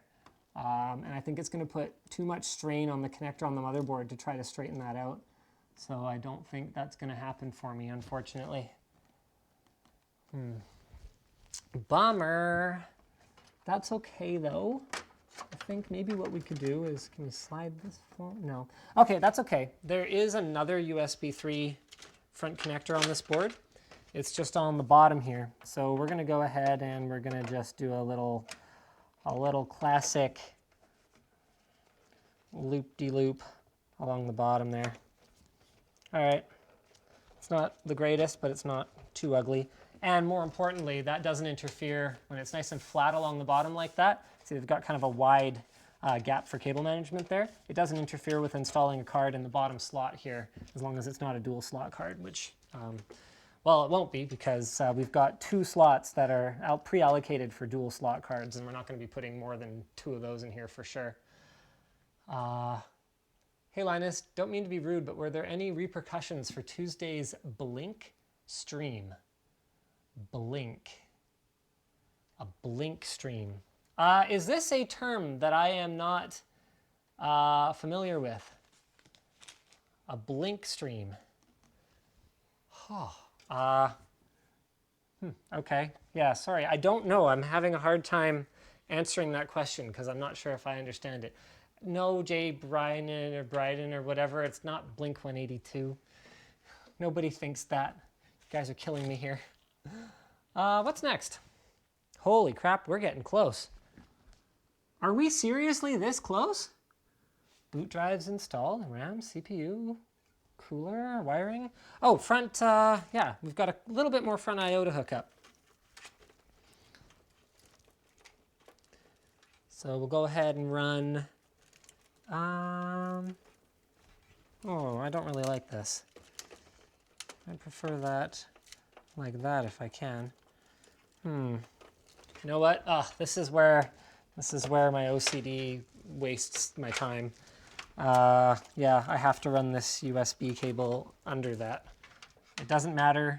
No one will ever see it. And it also definitely doesn't matter Some people wouldn't even agree that that's a better way to run that cable, but I have to because I've seen it now and I like it better this way. Okay, so that goes under there, which means I can also run my front power button and reset switch along the same path, and then I can have them come out in exactly the same spot here, except go off the other way. So that's going to give those a nice tidy look as well. I don't know why, but it always satisfies me when the onboard power button is in like the same spot as the onboard switch plug. All right, so reset goes a little something like that. And then power switch goes a little something like that. And power LED goes a little something like that. It's funny, this used to be like the part of the build that I hated the most. Now it's RGB. Whenever I do a build with RGB, I'm just like, no, please, no. Why do I have to do this? Wiring up RGB is the freaking worst. Like front panel switches are just nothing compared to RGB. All right, so we got to do front panel audio over here, and we are so close to firing this thing up. However, we're not that close to the end of this stream necessarily, because I did say that this was going to be start to finish. So my intention is actually to fire up Windows on this thing and get that install-emulated on the stream here. I might end up bailing. I might run out of time, but we'll do our best, all right? Because one of the other things that I wanted to show off is the absolutely unbelievable monitors that we're going to be using for these new workstations. It is my intention sometime in the next months, so not days, not weeks, but also not years. That's what I mean by months. Sometime in the next months to transition to an HDR workflow and HDR releases for our videos. And these monitors are going to be a big part of that process. ASUS has some fantastic new HDR displays. We've actually got a full review of the, what is it, PA32UCX. We've got a full review of that coming pretty shortly. I'm sorry, I'm just like working back here and talking at you guys from behind the computer. Full review coming of that, and it looks good. I am jazzed. Okay, we've got one more thing to plug in. I'm actually going to plug this into the CPU optional fan connector, or fan header. This is the built-in fan speed controller, and the reason that I'm going to plug it into that is that puts all of the fans in the case, here we go, on a higher duty cycle when the CPU is under load, and a lower duty cycle when the CPU is not under load. So that's a pretty, easy, quick way to have your system ramp the fan up and down basically correctly. Like, it won't account for a heavy GPU load that's not stressing the CPU much, but have your system ramp the fan up and down, pretty correctly without going in and configuring a bunch of software fan curves and stuff like that. Let's go ahead and run this down here. Such easy cable management, guys. Love these little straps. That one doesn't quite grab those, but maybe we can hide them just by kind of tucking them back there. There we go. All right. Now this one could stand to sit under there. Yep, that's on there, on there, on there, on there. All right. I could tidy up this rat's nest at the bottom a little bit, but that's good enough for me, I think. Now, the fun part, right? Putting the graphics card in. Love it. Pull the legs outward and the table will be more stable. It's not the legs, okay. Tell you what, I'll try it. No, the flex is like in here. It's like right under it. It's not the legs. So I'm just gonna put that back the way it was. All right, moment of truth. This is a bad situation, guys. This RTX 2080 Ti was dropped. It was sort of by me, but I'm going to make the argument that it was not my fault, because I didn't know that when Matthias dropped off a bunch of gear for me, including the parts for this machine, they were piled on the right-hand side of my car up above mirror level. So what happened was normally when I pull my car out, I always have to kind of pull out this way to avoid hitting the garbage cans that are outside of my garage. Okay, so I'm always watching my left to make sure that I don't bump the door on the garage door on the left side. So I wasn't watching the right, and the mirror slid, like the Rubbermaid bin that was holding all these parts, off the top of the case box, and it came crashing down. Now everything else was in boxes, but this graphics card was only in an anti-static bag. So I will show you guys the damage here, and I'll let you guys let me know if you think it's alive or not. The good news is that I can probably find another graphics card to throw in here to finish the stream today. The bad news is that, well, that's just terrible. So there's a scratch there on this corner, so you can see it like tumbled a bit, because there's also a little dent here, right there.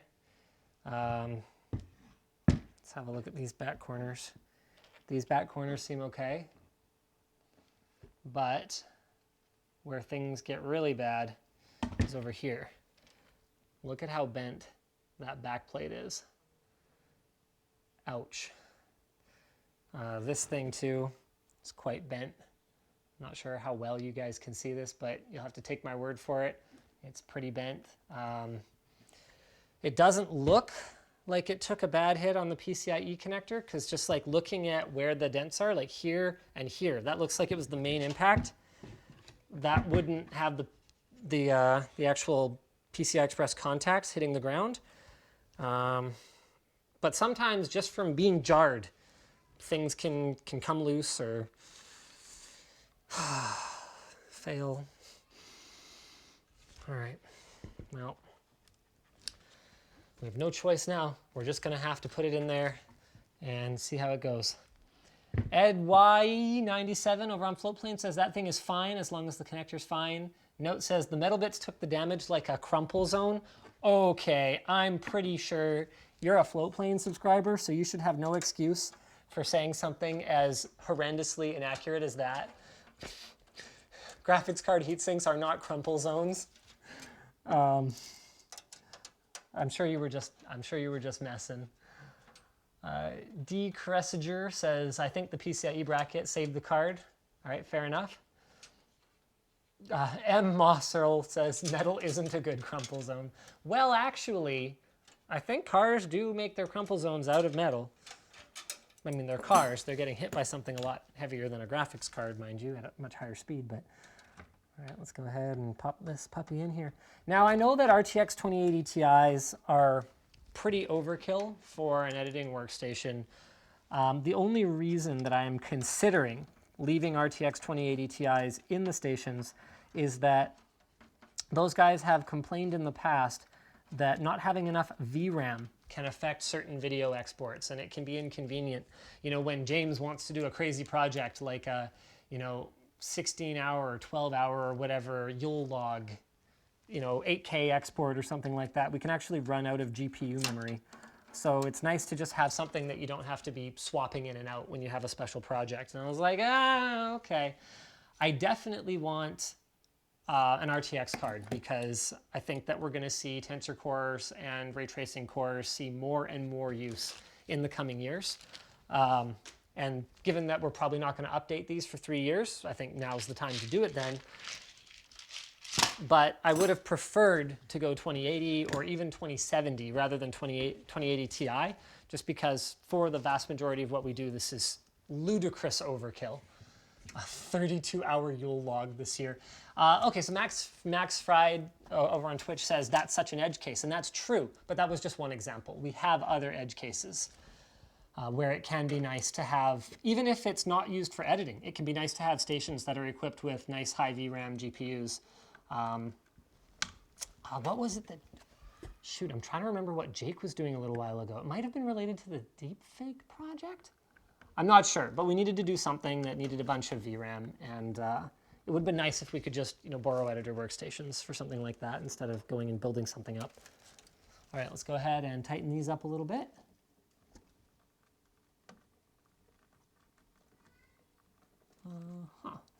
Which one's which? Hey, there we go. That's more like it. can probably hear my kids chattering in the background because I don't have my RTX voice on. Oh shoot, I think I gotta flip this one. Oh man. Oh, I just loosened the cable management. Why do I do this to myself? I totally don't have to do this. All right, there we go. That's a little bit better. Now just crank that back down and we good. All right, nice. Is that a clean build or is that a clean bill? I am liking it. Just admiring my handiwork past the camera there, but you guys can't tell because you think I'm looking right into the camera. Quadros are a possibility. So one of the things that Parsec said they would like to do in the future is have proper dual monitor support with separate encoding sessions so that the quality on each one of them isn't compromised. But one of the limitations is that GeForce cards are limited to how many NVENC sessions they can run at a time, whereas Quadros have a much higher limit. So that could be one reason for us to pull RTX cards, or well, we could do RTX Quadros, but to pull GeForce cards out and put Quadros in if we end up doing a lot more work from home for the editors. Oh, LNC Luke ordered the Constellation shirt, fans, and a white water bottle, getting that free shipping. What is it? Code all caps ship number 4 free, all caps. On LTT Store. So it's for the next like 45 minutes or 40 minutes or something like that. Free shipping anywhere in the world on orders over $50. All right. Now, this is the part of this stream that I'm actually most excited about because I did far more preparation than I have done for past streams. And I even got ready for the part where we're going to fire up the system. I really hope that this works, because it's the one thing that I did not completely test. All right, here's my keyboard and mouse. This is just the one that I normally use here in the living room for my TV. Oh boy. Ah! It's got this like weird kind of PS2 S-Video looking connector here. And then it goes USB 2 into the back of the tower. I even pre-ran all my power, because I think we're ready to fire this puppy up. Wow, this board has a lot of USB on the back. 1, 2, 10 gigs, 4 10 gigs, 6 10 gigs, 8 10 gigs. Wait, one of these is a 20 gig. What the heck is super speed 20 gig? Huh. That is actually something that is a little bit confusing to me. Are you guys familiar with this? Here we go. Let's have a look at the I/O on this board. So it's pretty obvious that red means super speed 10 gig. Blue probably means super speed 5 gig. So we've got 4 of those. So 10, 10, 10. USB Type-C 20G. And then we've got another 10 here. And 10 gig LAN, as I mentioned before, along with regular gigabit LAN. Interesting. I bet this is one of those things where I've like literally done a tech quickie video about this standard, but I've just like forgotten. Isn't 20 gig USB 3.1 Gen 2x2? That's right. I hate the new terminology. And the fact that they kept changing it meant there's like no point in remembering it. Like, why wasn't it just USB 3.0 and 3.1? That was working great. Oh, I think my daughter's upset. Are you okay, honey?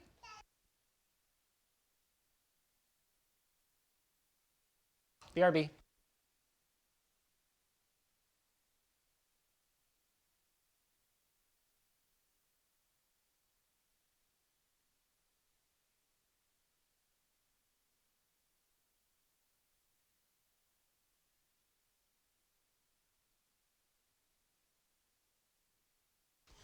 Sorry about that, guys.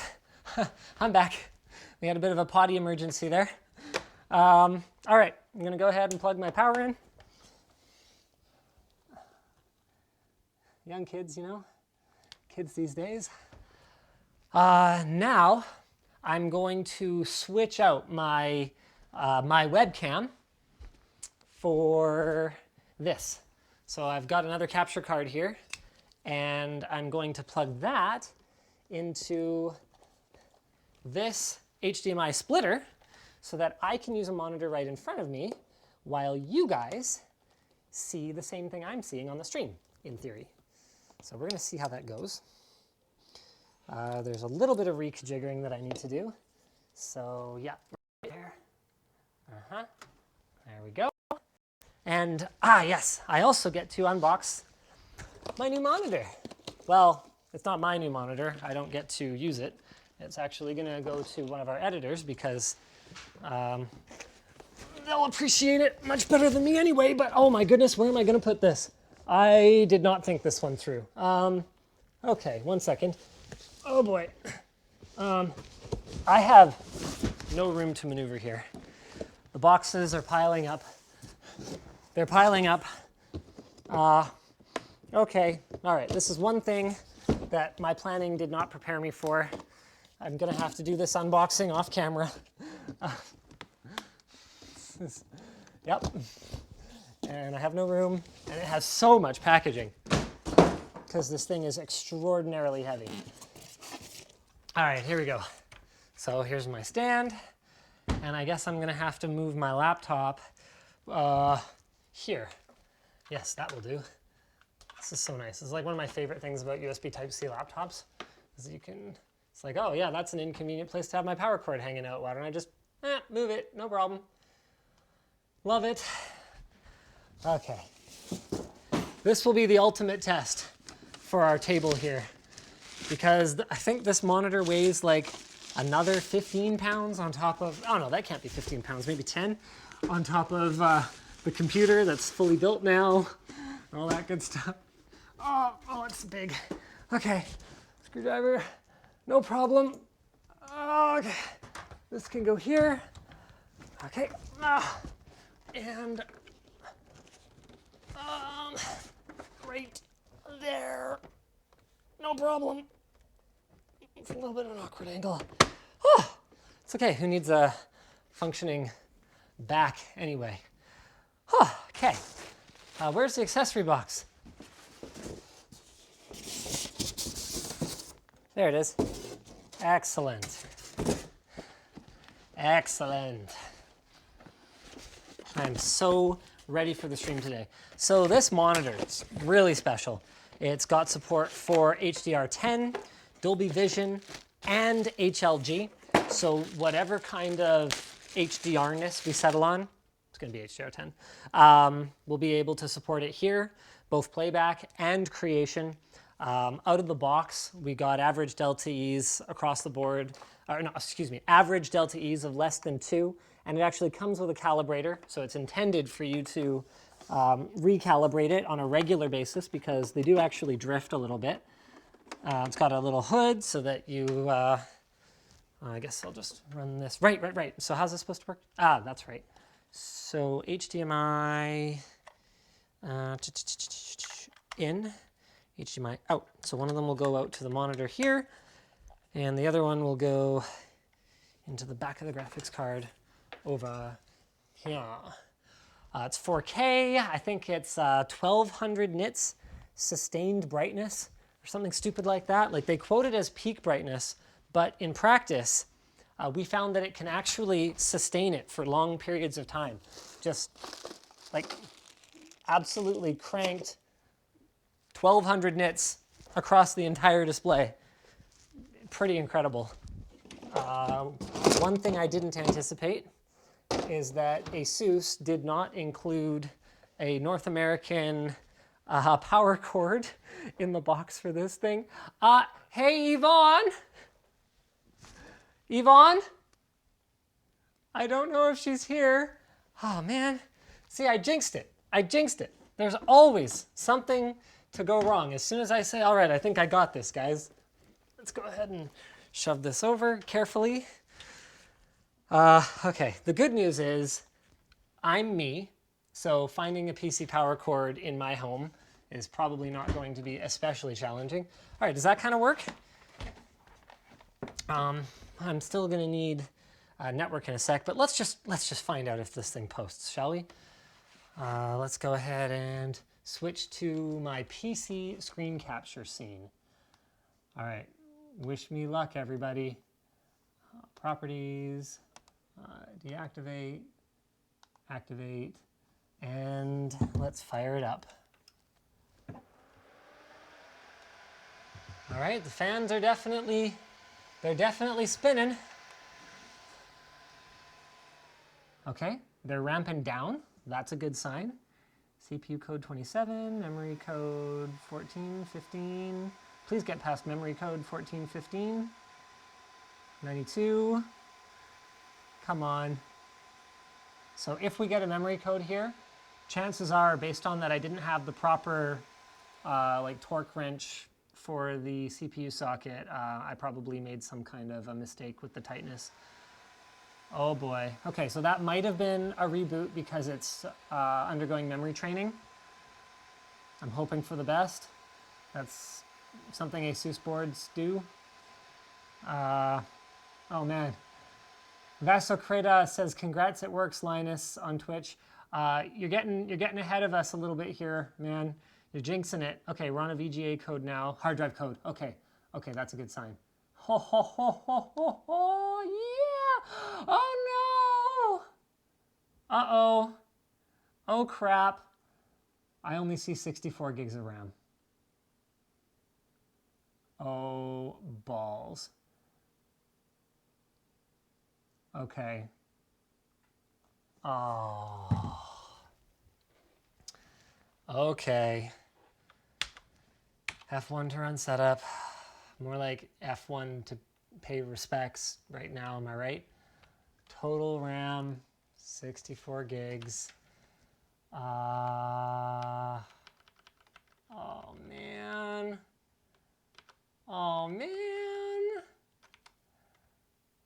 Where's the thing where it just like says which ones are detected and stuff?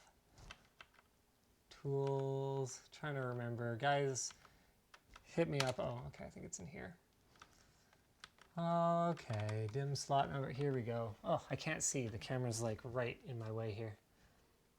All right, let's move this over here. All right, dim A2, dim C2, B2. Okay, so C2 and D2 are not being detected.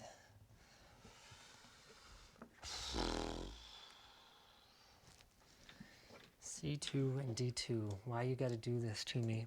C2 and D2. You're killing me here. All right.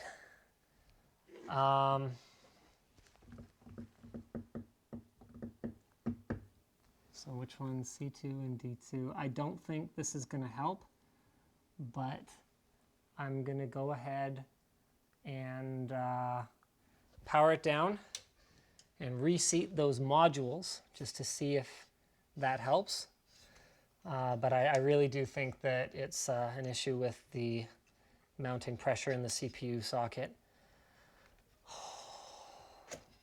That would be a real bummer. Okay. It's okay. We have some troubleshooting steps we can take.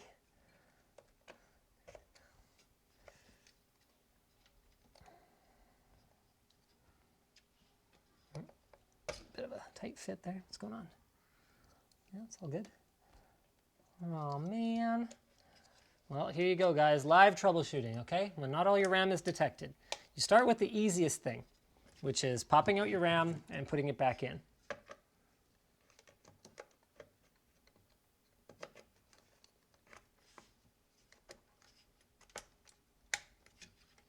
Okay, let's fire it up again.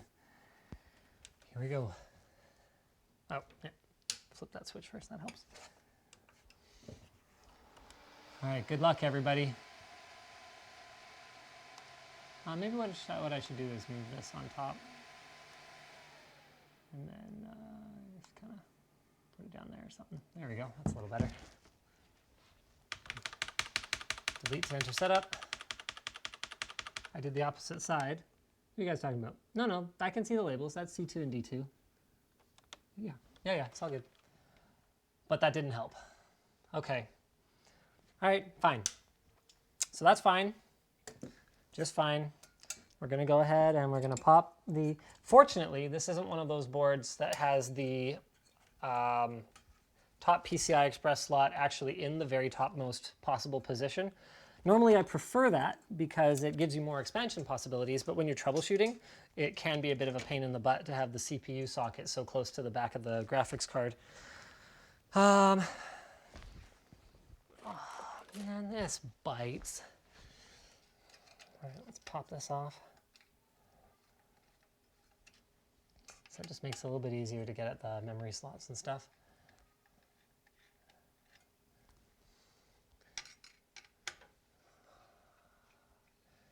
Man, can you move to C1 and D1? So I could.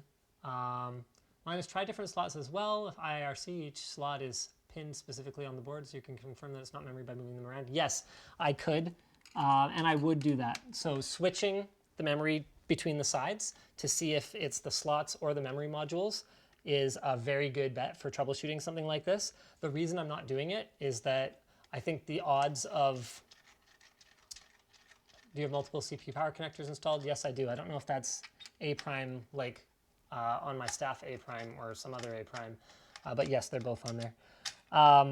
So normally that's something that I would do, but the reason I'm not doing it this time is because I think the odds that 2 of my memory modules are dead compared to the odds of me putting the CPU in with the wrong mounting pressure are not as good.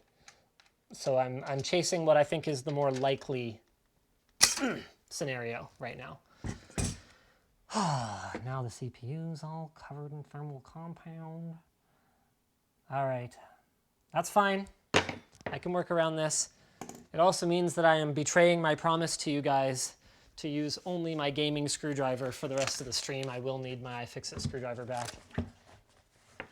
RAM failed because scratched case, says OnkFrog over on Floatplane. Yes, that seems very likely. Thank you, OnkFrog. Someone says it's kind of guaranteed that the RAM's good. No, that's not guaranteed. I mean, RAM is one of the more likely components to be borked out of the box. Okay. The problem with this is that it's not just that you can tighten it not enough. You can actually tighten it too much and run into trouble with this Threadripper socket. Okay, so that's open. All right, we're pulling out the CPU. This is some very careful, you know, motherboard surgery here. We're trying not to get thermal paste all over the place while we're at it too. Okay, so pull that off. Quick visual inspection of the socket, which I realize now that I didn't do earlier. Yep, looks like there are not any bent pins as far as I can tell. Let's go ahead, pop that puppy back on there. Looking good. Give it a little wiggle waggle. Okay. Now we're going to painstakingly tighten these all the same. 1, 2, 3. 1, 2, 3. 1, 2, 3. 1, 2, 3. 1, 2, 3. 1, 2, 3. 2, 3. 2.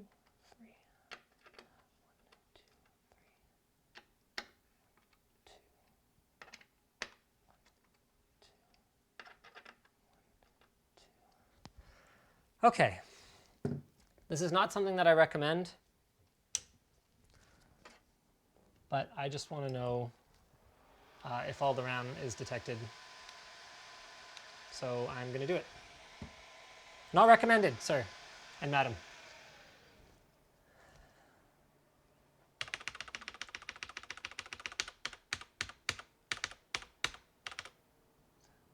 $64 gigs.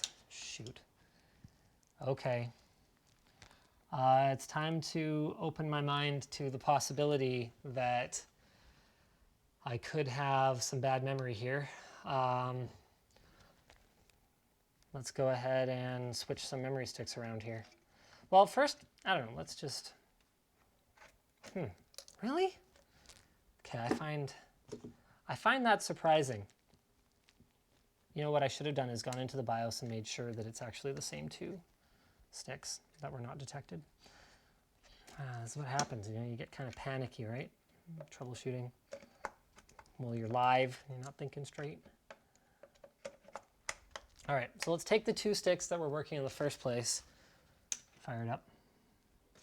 You can only do this so much before the CPU heats up too much to make it into the BIOS.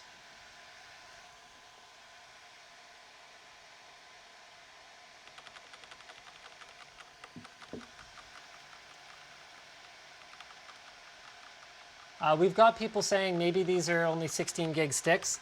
No, that's not the case, because we checked in the BIOS and there were only 2 of them detected. Interesting. Okay. Memory test not completing. That still doesn't tell us if it's the actual memory sticks or if it's the CPU installation though. So let's go ahead and pop out the 2 known working sticks. I'm going to put those over here in this corner. Okay, and then let's take 2 of those sticks that were not detected and let's put those in slots that we know work. Here we go.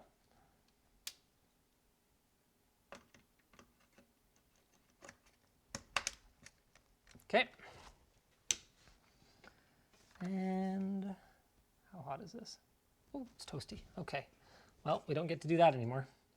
That is inconvenient, because if we do end up reseating the CPU again, I'm going to have to pull this on and off and stuff all the time. Oh, you know what? This is another workaround. I will just hold it on here. Ah! Okay.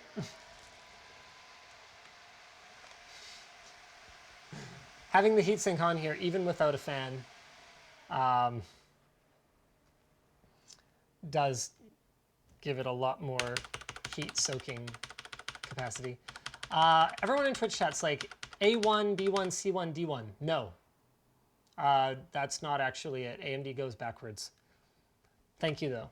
Good idea. Okay. So it's not the memory. Neat.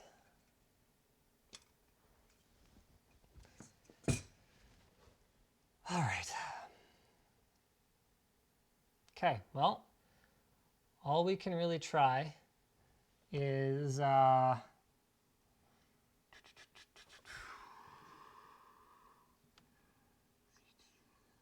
wait, oh, I am in A1, B1. Oh, is it only on the server sockets that they go backwards? Ah, okay, no, yeah, I think it's only on the server ones that they go backwards. But you know what? Tell you what, I will humor you guys, and we will try A2 and B2, because I'm in A1 and B1 right now.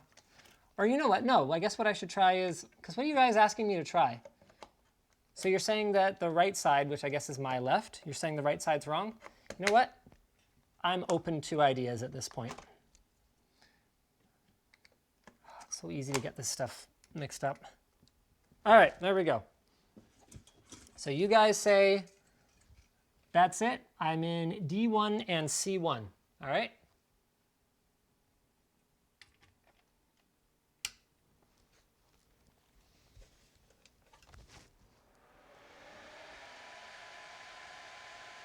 I still suspect that it's the CPU mount. People are like, read the manual. Probably not necessary. This does seem like a good sign though. Did I just manage to like completely derp and put this side into the wrong slots? Is it that simple? Did I go 1 and 1 and 2 and 2 over here? I wonder if I did. Anything's possible. Because like the angle that I'm looking at it at and the fact that I think I had the fan on this side, which might have made it so I was looking at the wrong ones. Is that what I did? All right, all right, all right, cool. Well, hopefully that's the problem. All right. So you guys tell me, is this, in your estimation, correct? Yes, darling? A tattoo on your hand? I don't see why not, but I think you're going to have to wait for Mommy to do it for you, or I can do it for you when I'm done work today. Those are your 2 options. Or wait, do you have one of the ones that you just stick on? Yeah. Oh, you can put that one on yourself then. I thought you meant you want the ones where I airbrush it on. Yeah, you can put that on. I think she's upstairs on a call right now. All right, here we go, guys. You ready? Never mind, they just want the airbrush. I'm going to wait for you. I'm not going to do it. You're gonna wait? You can have both. You can put the hand one on now, and I can do an airbrush one for you later if you want. Let's do them. I'm doing the one that you just stick on, and then you're doing the elbow one. Good plan. Come on. Hack.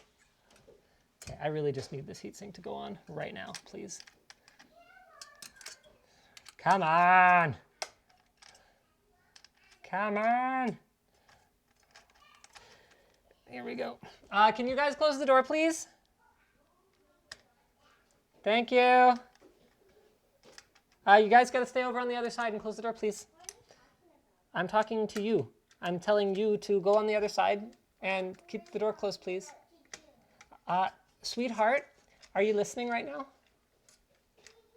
Thank you. Okay, there we go. Okay, let's see.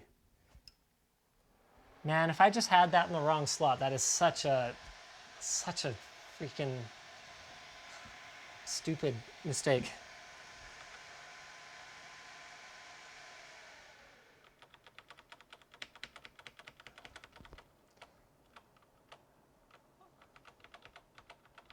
Alex says, try disconnecting one of the CPU power connectors if this doesn't work.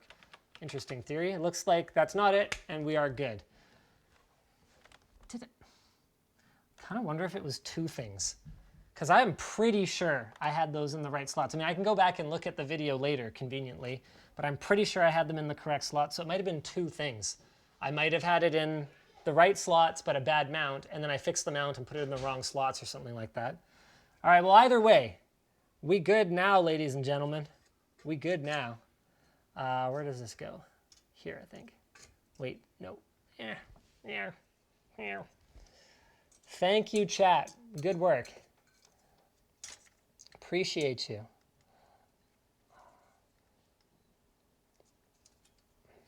There we go. Get this wire in here. Come on. Are you on there? You're not on there. Now you're on there. Nice. Oh, that's awesome. I think I know why my editors are watching the stream. They're all like, are we getting our new editing workstations yet? That would explain it. All right, we good. Nice.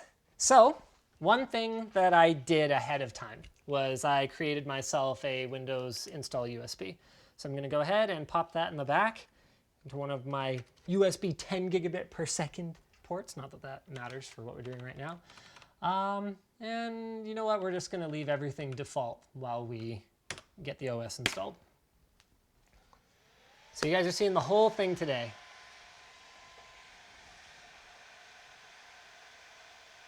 Excitement.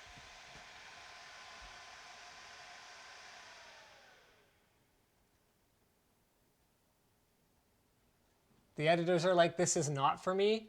You know what? Anyone who says this one's not going to be yours, you're going to be the one who gets this one. That's right. All right, let's get Windows installed. People are upset that XMP has not been enabled. No, we're installing Windows first. We will get the OS installed, and then we will start goofing around with XMP. I do not trust XMP. And I think you mean DOCP, if you want to be pedantic. And, you know, all like, oh, I know so much, blah, blah, blah, blah, blah. There you go. Yeah, that's right. You heard me. All right, next.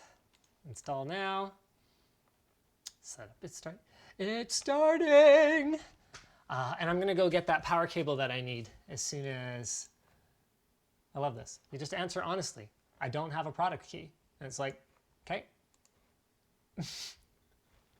As soon as Windows is installing, I'm going to run and get that power cable that I need for this monitor. So right now, it looks like my HDMI splitter is working perfectly. So that's good. And it claims to be HDR capable, although I don't think that's going to work because my capture card is not HDR capable. But I don't know. We'll see what kind of a signal it passes through. It's possible that if I plug this into port 1, I might get an HDR signal, and I might get an HDR handshake, and then you guys might just get the super flat, like ugly interpretation of HDR by an SDR capture card. So yeah, while this is running, I'm going to run and get that power cord. BRB.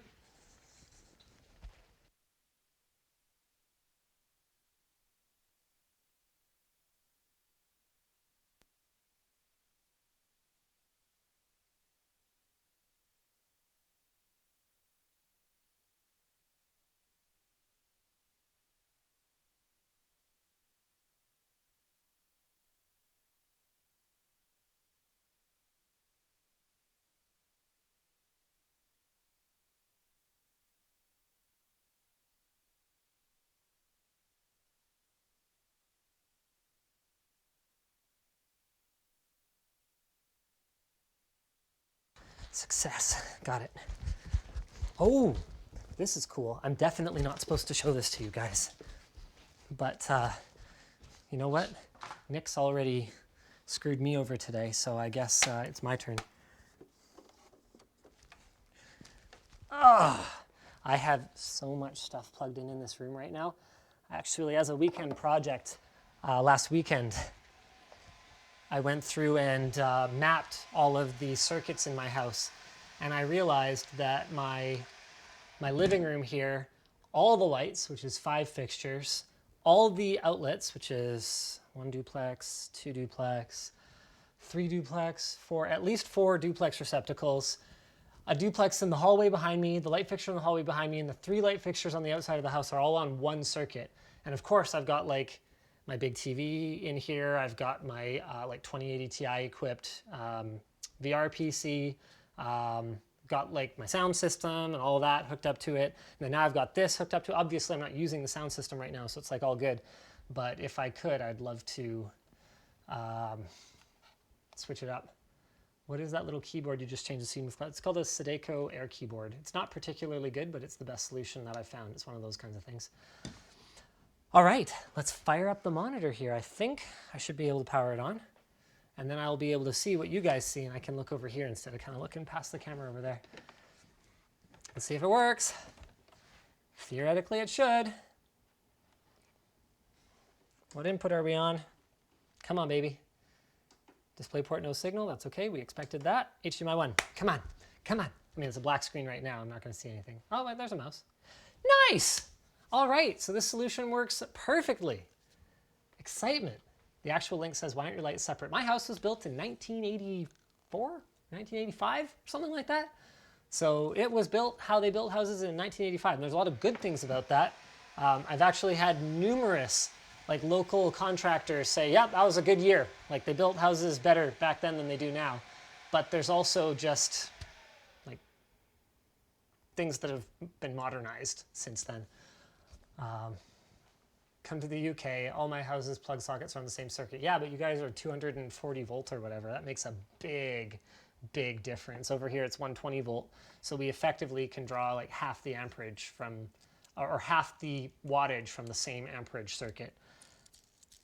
My total 100 amp service to this house looks like it could be a significant factor in my air conditioning upgrade video.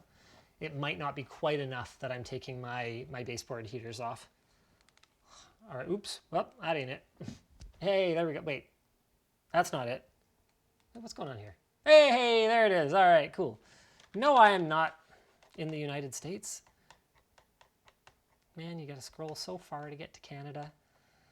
Just gotta go north, you know? Just keep going north till you get to Canada. To Canada. Yes, I guess it's a US keyboard because our layout sucks. The Canadian multilingual layout is like the freaking worst.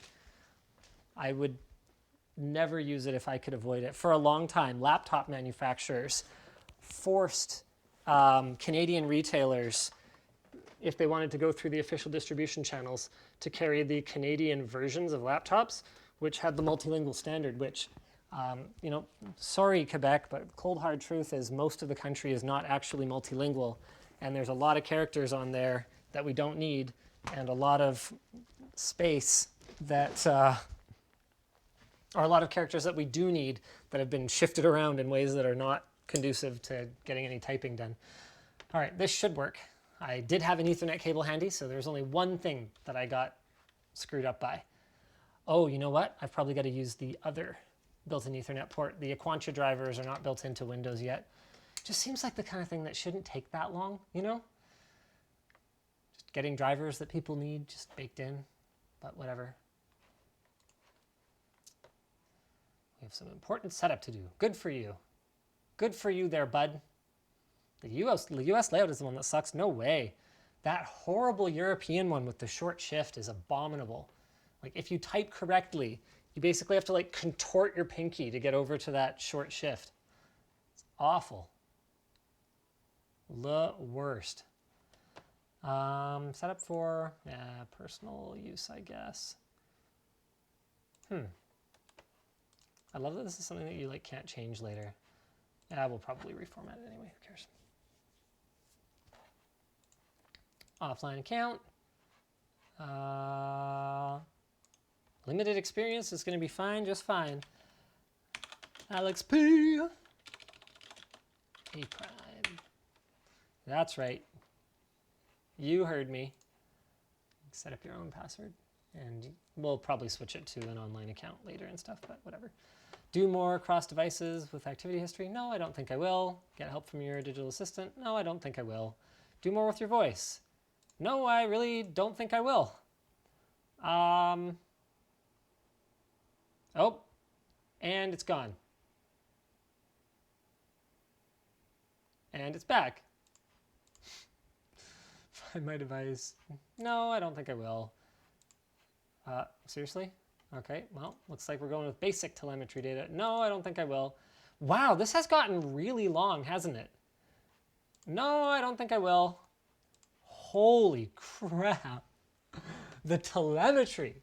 The telemetry is real. I love it. Hi indeed. We're getting everything ready for you.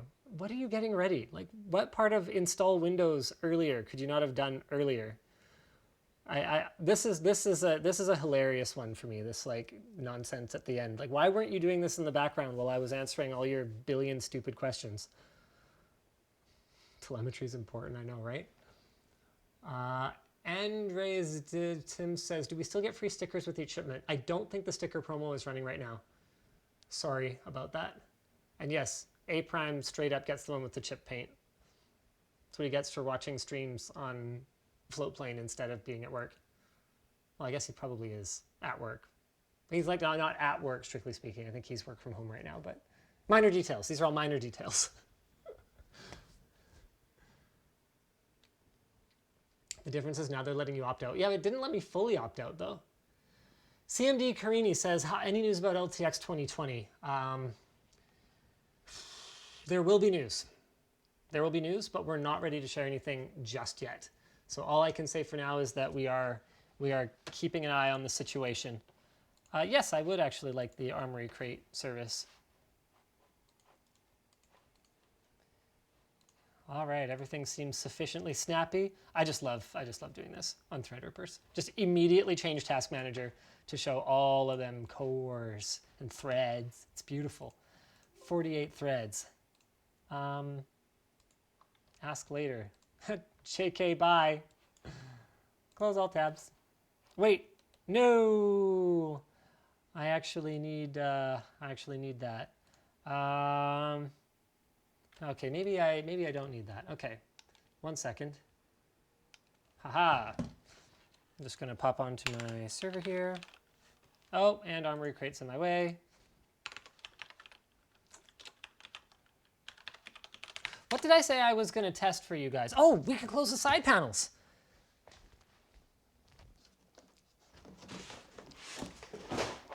That's always exciting.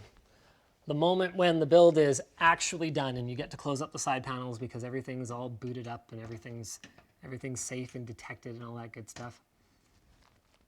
Okay. Nice, snappy, responsive system too. These are going to be a really nice upgrade for the editors. All right, let's close that up. Get that windowed side panel on here. Oh, yes.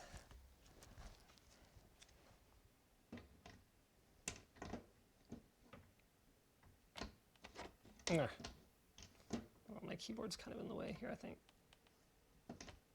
Oh, no, that's not the problem. I'm just a derp. Love that magnetic close on these doors. Gorgeous. Isn't it gorgeous? Just a little bit of RGB, you know? Just a splash of RGB. Okay, useful applications. Ninite. Hey, there's my standard Ninite. So I'm just gonna install that. Ninite's super awesome tool. I haven't actually pimped them in a while. It's good stuff. Alt 4, there we go. So it just goes and grabs all the latest versions of like stuff you might need. Oh, this isn't actually my new loadout. Whatever, it has Chrome in it, that's all that really matters. Windorstat, super important. That way we can check and see if the editors are loading up their drive with assets instead of putting them on the server.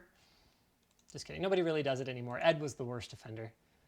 I used to get so frustrated with him. He would like load all the assets for a project onto like a mechanical hard drive, put it in his backpack and take it home, work on it like over the next day or whatever, and then just like bring it back on that mechanical hard drive. I'm like, you know, you could have lost all that work so easily.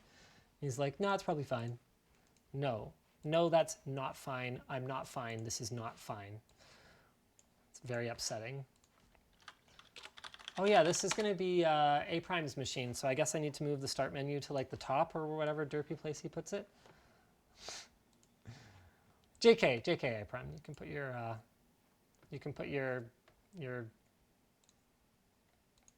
notebooks. No.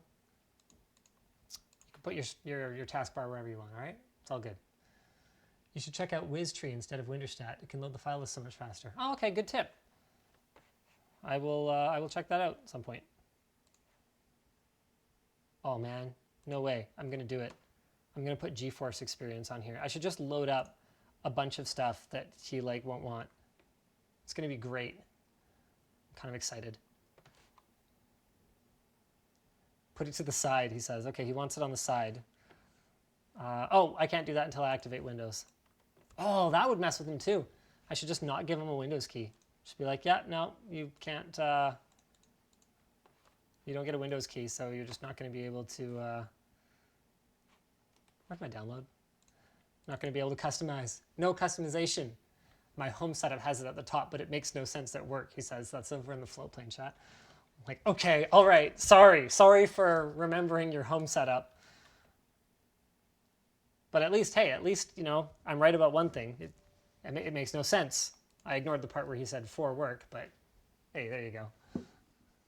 Won't he just reinstall it? Oh, probably. He's enough of a nerd that he could definitely just set up his station himself. I totally don't need to be doing any of this. Download Creative Cloud. I mean, we might as well throw it on here, right? I hate how hard it is to find the stupid Creative Cloud desktop application downloader. At least it used to be. Why do I have to click multiple things? Okay, no, it's a lot better than it used to be. It used to be you had to log in to get the stupid thing, and then you had to log in, see, to even use it. And I was like, okay, this is stupid. If you're gonna have the thing behind a wall, you could, like, what's the point of having it behind two walls, right? I'm trying to think, what is the password on this one? Right, so if you're gonna have the app have a password wall, what's the point of having a password wall on the download? It serves no purpose. So apparently they have rectified that. It was really frustrating before. Says, reads my comment but doesn't say my name. I don't know if I did read your comment. Get the 10G drivers if Windows hasn't already. I don't actually need them. I'm plugged into a 10G switch, but I'm not actually plugged into a 10G port. So I'm, oh, you guys can't see what I'm doing right now. So I'm on gigabit. That's all good for what we're doing here. I've only got gigabit internet anyway, so there's really no purpose to 10 gig unless I was transferring something off my NAS, which is 10 gig. I don't think I have any video projects or assets on my NAS right now though anyway, so there's not much purpose to putting Creative Cloud on here. Oops. Oh no, I don't want to pin that to taskbar. I'm just putting it on because, like, I don't know. Why not, right? Why not? Might as well put it on here.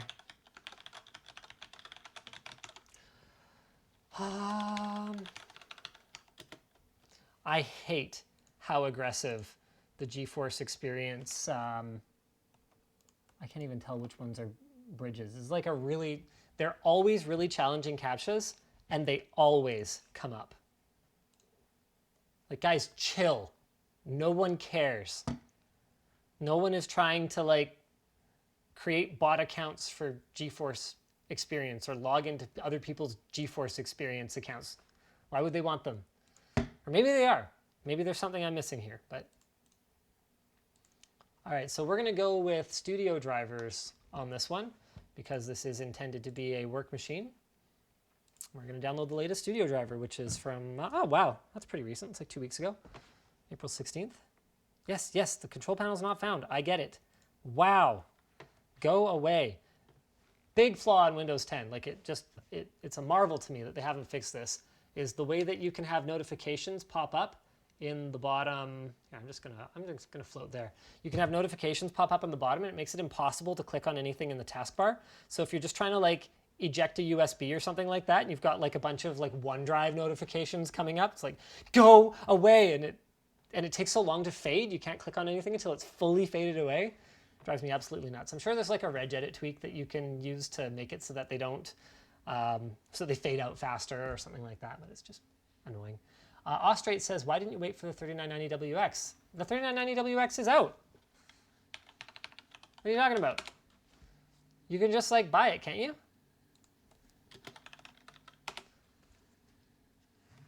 Yeah, what are you talking about? 3990WX is right there, add to cart. Well, there's part of the reason. It's $4 grand. And yes, we actually did not pay for these processors. AMD did send them to us, but that's ridiculous. And it's not useful for our workload. So what I wanted to do was build systems that made sense for what we were doing. Dylan says, could y'all make a video comparing the studio and game drivers in games and software like SolidWorks? They're both going to be the same. The main difference is that I believe the studio driver gets a little bit more validation in professional applications, and the game-ready drivers come more frequently. So if there's like a hot new game that you want to play, it's more likely that there will be a game-ready driver that has the little tweaks and fixes that you would need for that specific game. That's the only real difference between them. All right, let's get some graphics drivers installed. Man, this is a snappy system. The only thing it needs is like high refresh rate on this 4K 1200 nit display. That's all I ask, you know? I ask so little. No, I want to take a tour. Man, do I like have any red footage here just for no reason? I guess it's possible.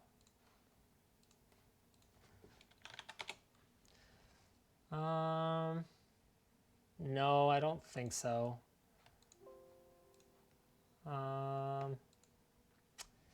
Yeah, I don't know. I mean, I can poke around on here a little bit, but I doubt I'm going to find anything that useful. Okay,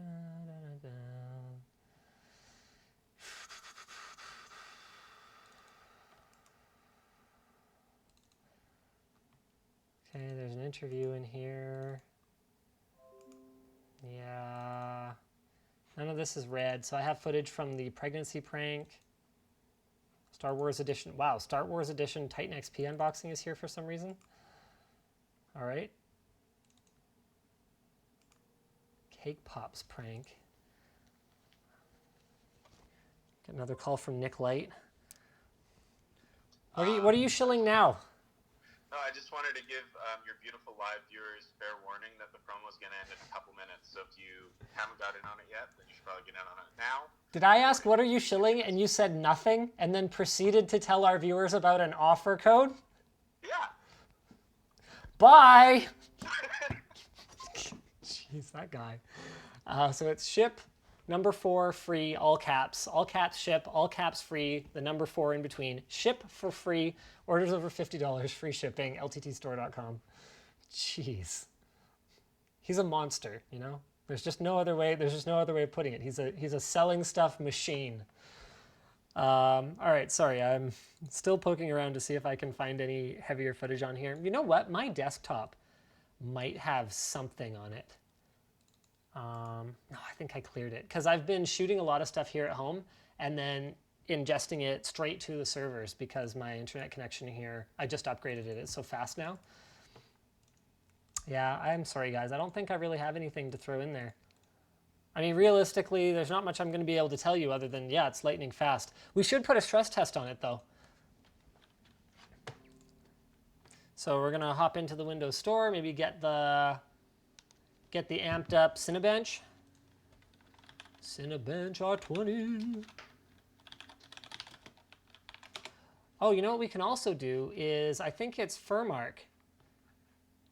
Get. No thanks. Hey, got him. Nope. Haha, got him. All right, so let's get some Cinebench going here, and then I think Furmark has both CPU and GPU stress tests now. So we can monitor our temps and see if the system's gonna perform up to snuff. Oh yeah, we gotta set up our XMP as well. Make sure this thing's actually gonna run at full bore. All right, so we still have a little bit of work to do. So this Nick guy again. Oh, okay, apparently I have an Adobe code. What are you talking about? I don't know what you're talking about. Okay. Oh, lordy, what is this? My badminton mixed doubles partner is messaging me, and she's like not really techie. So for her, I'm just like that white guy that plays badminton. So she always gets a kick out of it when like my sort of internet famousness intersects with her very not tech focused life. So she just sent me this. It's just one of those memes, like when it's the first day of, what is it? When you start your first online class after school shuts down. It's like, yes, yes. I'm aware of the memes.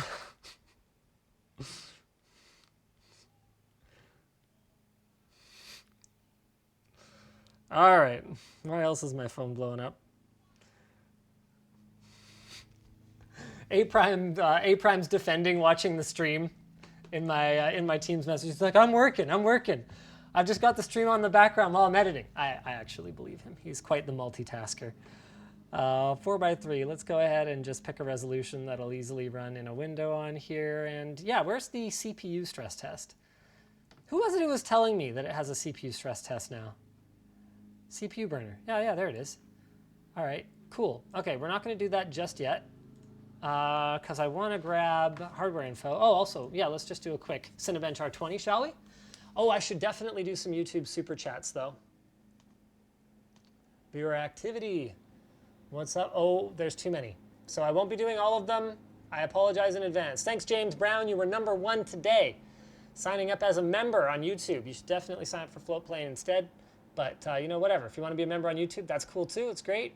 Schneidecker, too. Love you, Linus. Make sure you feed your kids and your intense computer building fetish. Yes, but not at the same time. Stevie, you got to keep the beard, Linus. Thank you, Stevie. I am considering it. Wow, is this done already? All right, well, there you go. Equivalent to, what is this, a quad CPU, 60 core setup? Dang, son.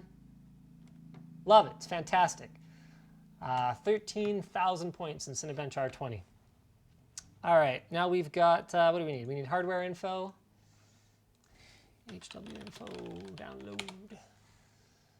Let's grab the portable one, free download. Are you downloading? I can't tell if you're downloading. Gosh darn it, there it is. All right, get that hardware info. Man, I love this display. It's just like, right, you know? Like if there's no like, ooh, vibrancy mode or anything stupid like that. It's just right. Oh, it's beautiful. All right, cool. We got to do a quick reset here anyway. So NVIDIA control panel still not working? All right, cool. So Furmark, hardware info, that's all we need for our stress test. Let's go ahead and we're going to reboot, enable XMP, see if it actually works at 3200 megahertz. That's what we're hoping for with this memory. This is a Ryzen validated kit, so it's a Trident Z Neo. So I actually have the double core sync. All right, so I actually have a lot of hope for it. Yeah, so these are DDR4 3200 CL16. Not particularly tight timings, 16, 18, 18, 38, but should be very decent performance. And by decent, I mean balls to the wall insane. I'm sharing the screen, guys. I'm sharing the screen.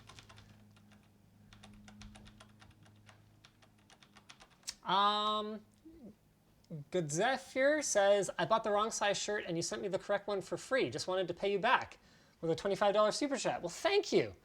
And by the way, thank you too for drawing attention to the customer service at lttstore.com. We don't make a habit of just sending stuff out for free, just to be very clear, but we do believe in taking care of people. So you know what? That's what it's all about, right? All right, we fired up our XMP. That's as far as I would go on overclocking a workstation, quite honestly. In some cases, I might not even go that far. But especially on AMD, they've done such a good job of tuning the chips so that they run as fast as they can for any given scenario that, and there's so little overclocking headroom anyway that I just kind of don't believe in it. I'm like, nah, forget it. Like, yeah, if you want to run dry ice or whatever and like score some, benchmarking, world records or whatever, like, EP measuring contest, fine, go for it. But for daily driver, I just wouldn't even bother, honestly. Who else we got for super chats here? Scab says, what should I order for dinner? I'm indecisive, no known allergies. You know what? Do what I do when I'm in doubt. Carb out. Just do it. Carb out. Get like a Boston pizza, like jambalaya fettuccine. Man, it's like 6 pounds of food. It's a bad time. It's a good time while you're enjoying it, but it's a bad time when you die, Okay, why is the NVIDIA control panel still not here? Hi, little darling. Are you visiting me? Got a little visitor. This is the one that built her first computer a little while ago. Did you have fun? She gets a little quiet when she's on camera. She gets a little bit camera shy, so she didn't have quite as much spunk as the other kids when she was building her computer. The second we turned the camera on, she went a little bit shy on us, didn't you? Just like that, right? She says lots other times. She has no shortage of stuff to say. I am actually a little confused as to why I do not have the NVIDIA control panel right now. I have the latest drivers. Where is NVIDIA control panel? Is it just because I did a standard install, not like a full reinstall? Okay, where's my Windows notification about the NVIDIA control panel? Like, what good are you if you don't archive the notifications just in case I need it? Where are they? Is that not the purpose of notifications? Okay. Well, I guess we just don't have that then. That's fine. What I wanted to do, I can do in here anyway. I wanted to see what happens if I switch on HDR. What happens to your guys' feed. Look at that. This splitter does support HDR. I am having the HDR experience, and you guys are looking at that garbage. You know what? I think I will leave it off, because that's very unpleasant for you guys to look at. Okay, see you, darling. There we go. Nice. Love it. Excite. Okay.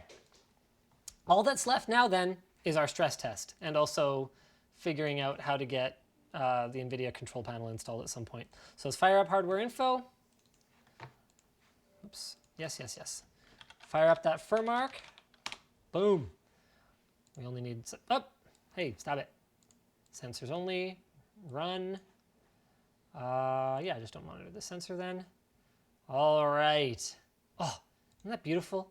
24 cores at 4.2 plus gigahertz. And also you got 6 of them running at 3.7. Oh no, like half of them are running at 3.78. Oh, man, isn't it beautiful?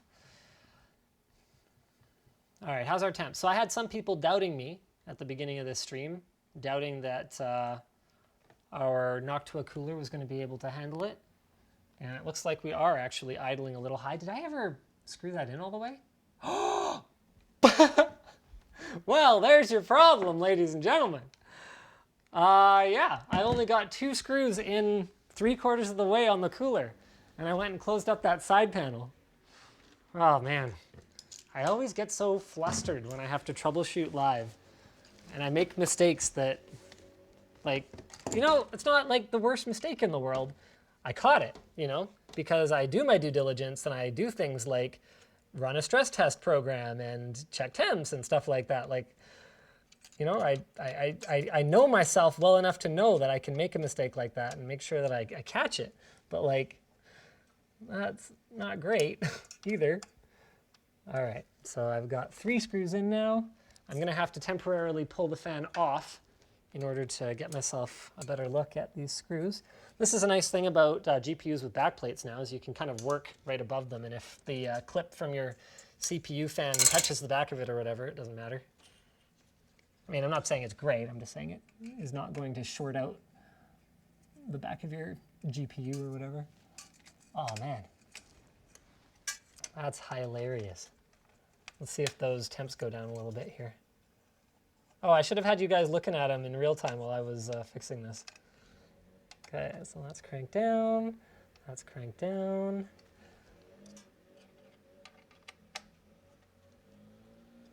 And that's cranked down. Beauty, beauty. See, we got this, you guys. We got this. We got this in the bag.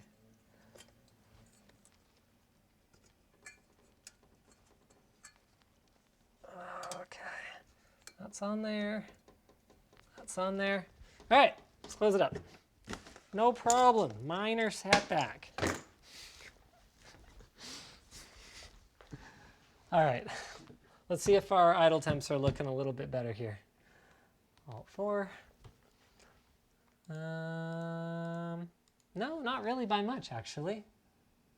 Interesting. You know, I'm going to give it a little wiggle wobble because I did not reapply the thermal compound in between.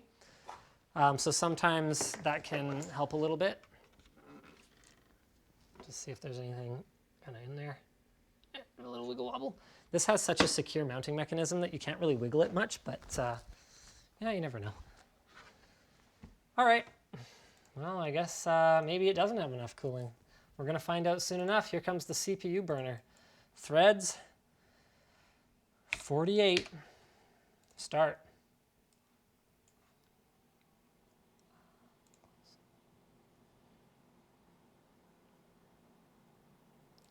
She's toasty, ladies and gentlemen. All my case fans just kicked in though, which is great. That's exactly the behavior that we wanted. Wow, that is some heat coming out the back too. Very nice. And we are right up around 90 degrees and change. Now, unlike a water loop, I'm not expecting those temperatures to change significantly. The only thing that could be a problem for us is if we fire up the graphics card as well and it's kicking a bunch of heat out into the system, so the CPU cooler is bringing in that hot air. That's where we could run into a spot of trouble here. Now, we could probably solve this just by throwing another fan on it. And that may end up being the solution. But in the meantime, let's see if it holds. Let's see if it'll hold steady. What are we clocked at? 3.95 all cores. Yeah, you know what? You guys might have been right.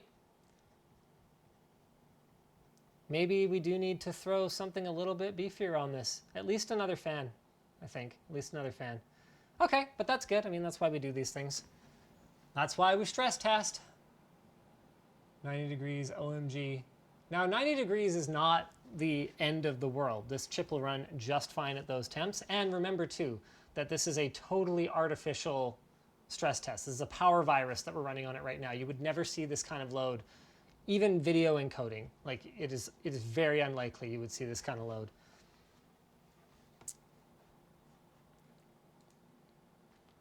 CPU package power, 280 watts. What? Love it.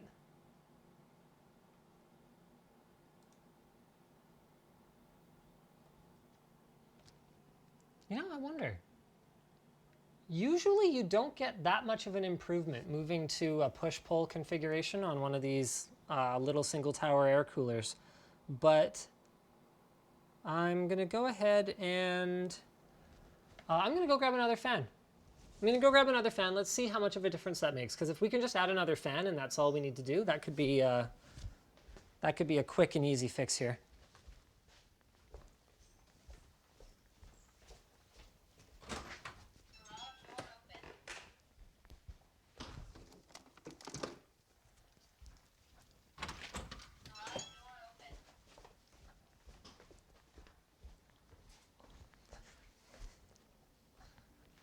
Otherwise, the solution is going to be to go with the 140mm variant of this cooler. I'd really rather not, now that we've already sourced all of the parts for these builds, but it's more important to do it right than to do it conveniently. Okay, so I'm just going to chuck that on the back of the graphics card there just to see how much of a difference throwing another fan on there is going to make.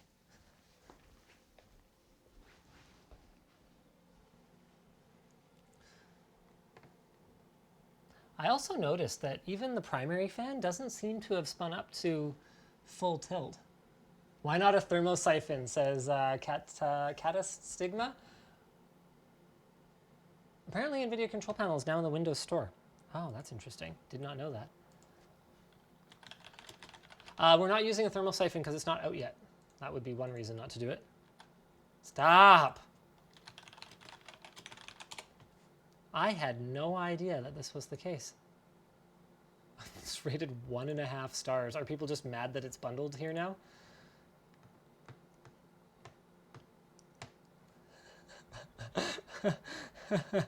Oh man.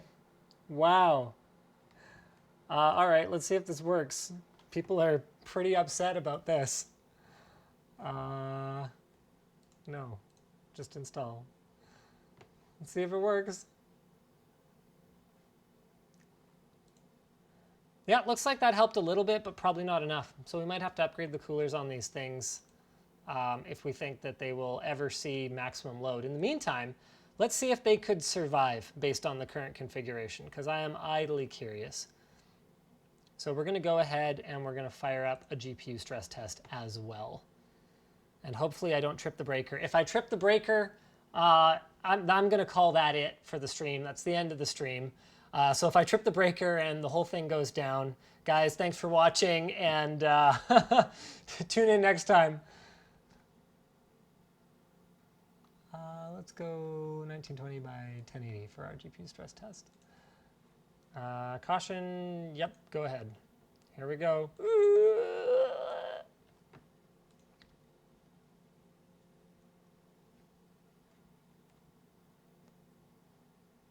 Looks like we made it. Let's keep an eye on those CPU temps and that CPU clock speed, though. We didn't trip the breaker, so that's good. The stream's still going. Fan is off? What are you guys talking about? Oh, are you guys just referencing that other stream that we did? Very funny, you guys. The fan is on. Yeah. You guys are very funny. People were telling me the fan was off on a previous stream. And it wasn't. Wait, do you guys really think... No, you guys really think the fan is not turning it? Oh, turn it, you guys. All right, here. Let me show you guys what's going on here. I got to switch to the other view. Alt 2, I guess? Yeah, here we go. Ah, get that zoom. Okay. Oops, wrong knobby. There we go.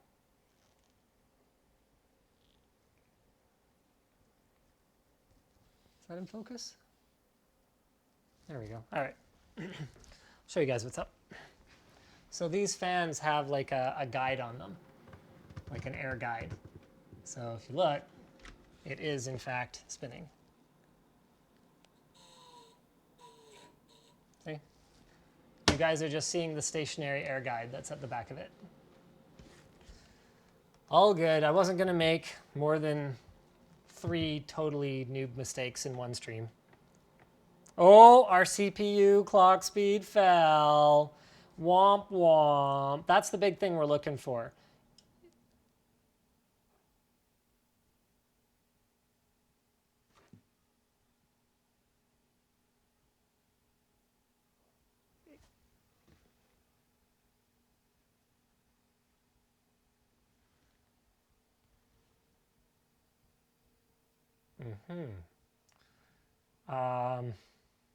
Shoot. Did I trip my power squid? Uh-oh.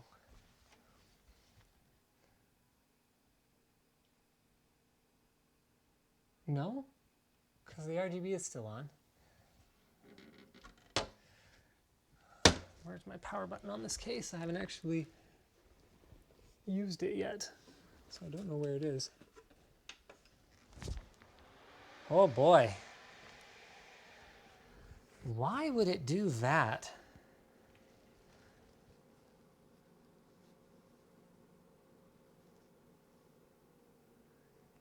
That looked like a... So people are saying thermal protection, but no. The CPU thermal protection wouldn't look like that.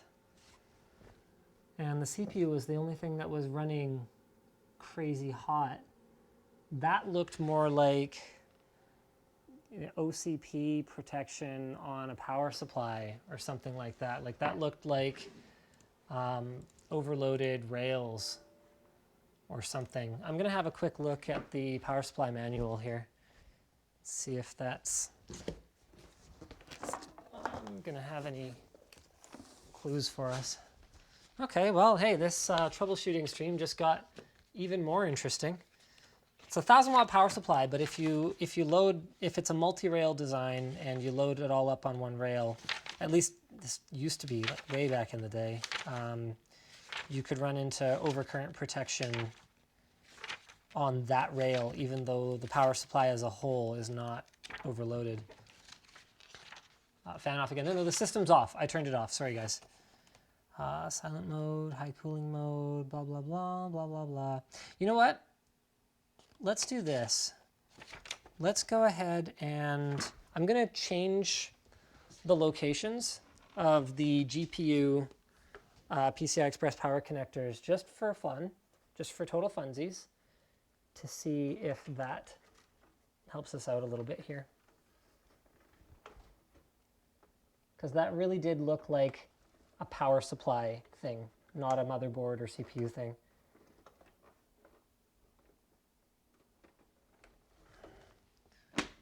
All right, let's fire it up. The manual, unfortunately, doesn't, on first glance, have any useful information about something like that.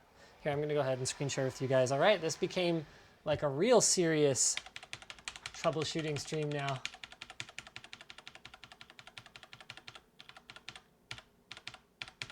Also, I'm going to change the built-in fan control profile. I believe it's in here. CPU fan speed. Where is it? Used to be in here. Yeah, Q fan configuration. There we go. All right, CPU fan profile. Yeah, turbo. I think everything is plugged into the two CPU. Oh no, that secondary one is plugged into, oh, I can't see the label on it. Water pump, I think. Oh, so that means it's probably running at full tilt anyway. Okay, so let's do that.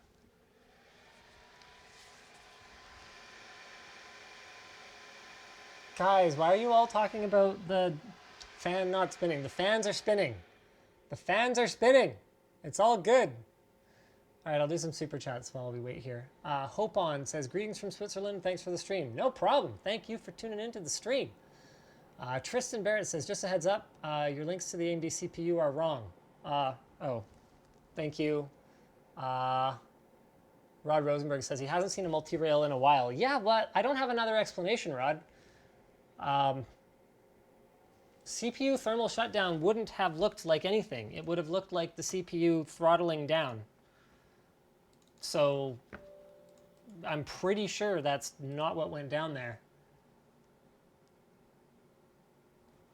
Warning, yeah, do not monitor the sensor. Okay. Okay. It's very clear that we do need better CPU cooling, one way or the other at this point in time. Cinebench. Wait, no, I don't want Cinebench. I want that Furmark. No, guys, the fan is not off. Trust me, the fan is on. It's very on. 10 out of 10, it is on. Both of them are on. Guys, they're on. Okay. Here we go. So it wasn't until we, oops, cancel. It wasn't until we fired up the GPU stress test that we got that event there. Okay, there's our CPU test. No, I don't care about that. All right, here we go. Here we go, ladies and gentlemen. How we doing? We are at 90 degrees. 90 degrees on the die.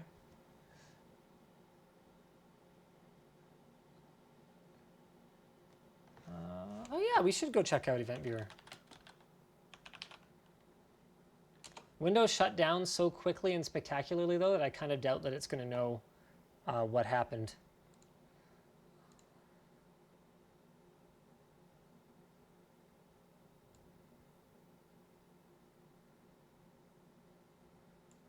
Whoops, I can't even resize this window right now. This thing is at low 100% load. It's on the struggle bus now.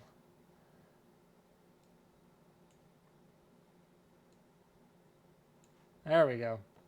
All right, what time was it? Colonel General. Yeah, okay. Yeah, I don't think it knows what happened, guys. Or wait, this could have been... how long did we take to reboot? Are these more recent?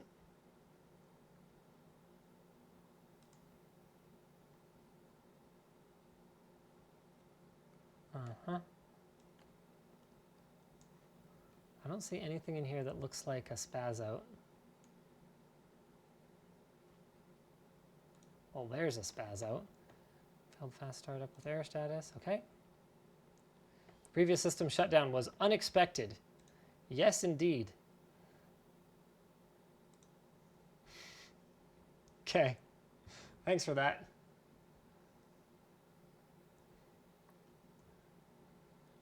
Yeah, Engelbert says, that's quite something, watching a Threadripper struggle to resize a window. Well, this seems to be, I'm not that familiar with FurMark's CPU burner. This seems to be a very, very intense CPU stress test. Like, I'm actually not necessarily completely convinced that we need different cooling if we're not running power viruses.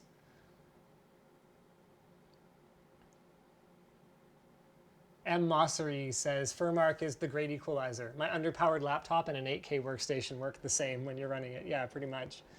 I should do a few more super chats. Stephen Willis says, here's some American stimulus money. Didn't want you Canadians to feel left out. Well, thank you for that. Harrison says, hi, I'm a super fan from India. I have a question. Is ROG rig reboot happening this year? Man, coronavirus is the answer to like everything lame this year.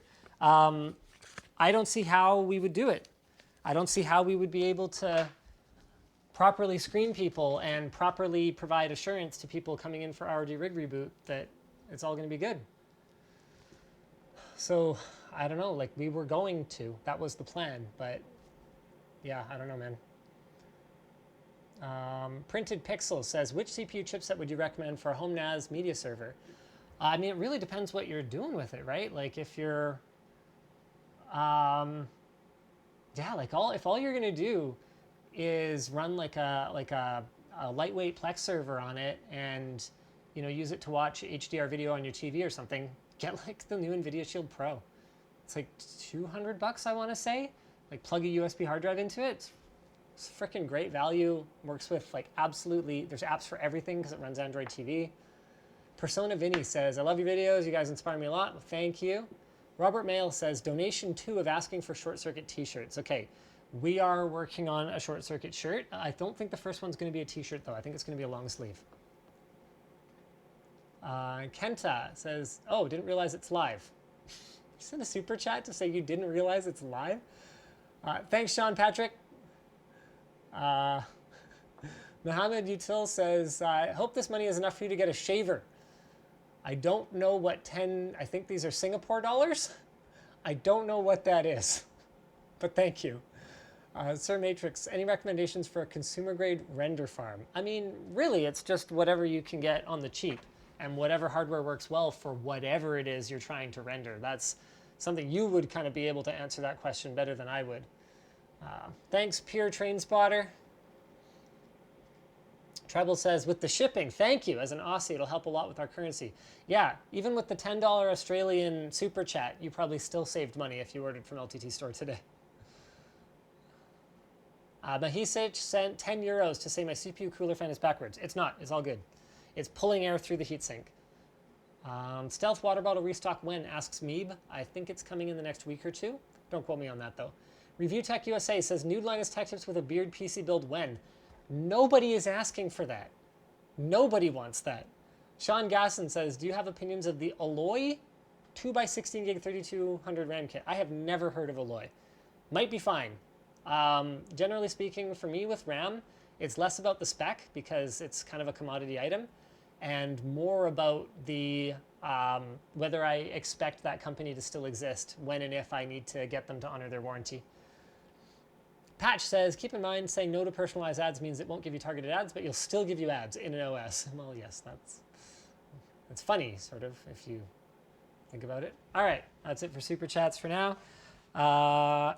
It looks like, even though, as Rod pointed out, it's been a long time since he's seen a multi-rail power supply design that causes a hard shutdown when you load up multiple rails. When I switched out that connector, it seems like the system de-derped itself. And actually, we're still turboing pretty good. I might just not change these specs. I might just leave that heatsink in there because I think it's probably fine for anything that we're going to be doing. If I was building something that was designed to actually run the CPU and GPU full bore at any time, I would definitely change it out. But if we were to stop this load, looks like the system is stable, which is great to see. And stop this load and, you know, what's something more, man, what is something more realistic? I don't know.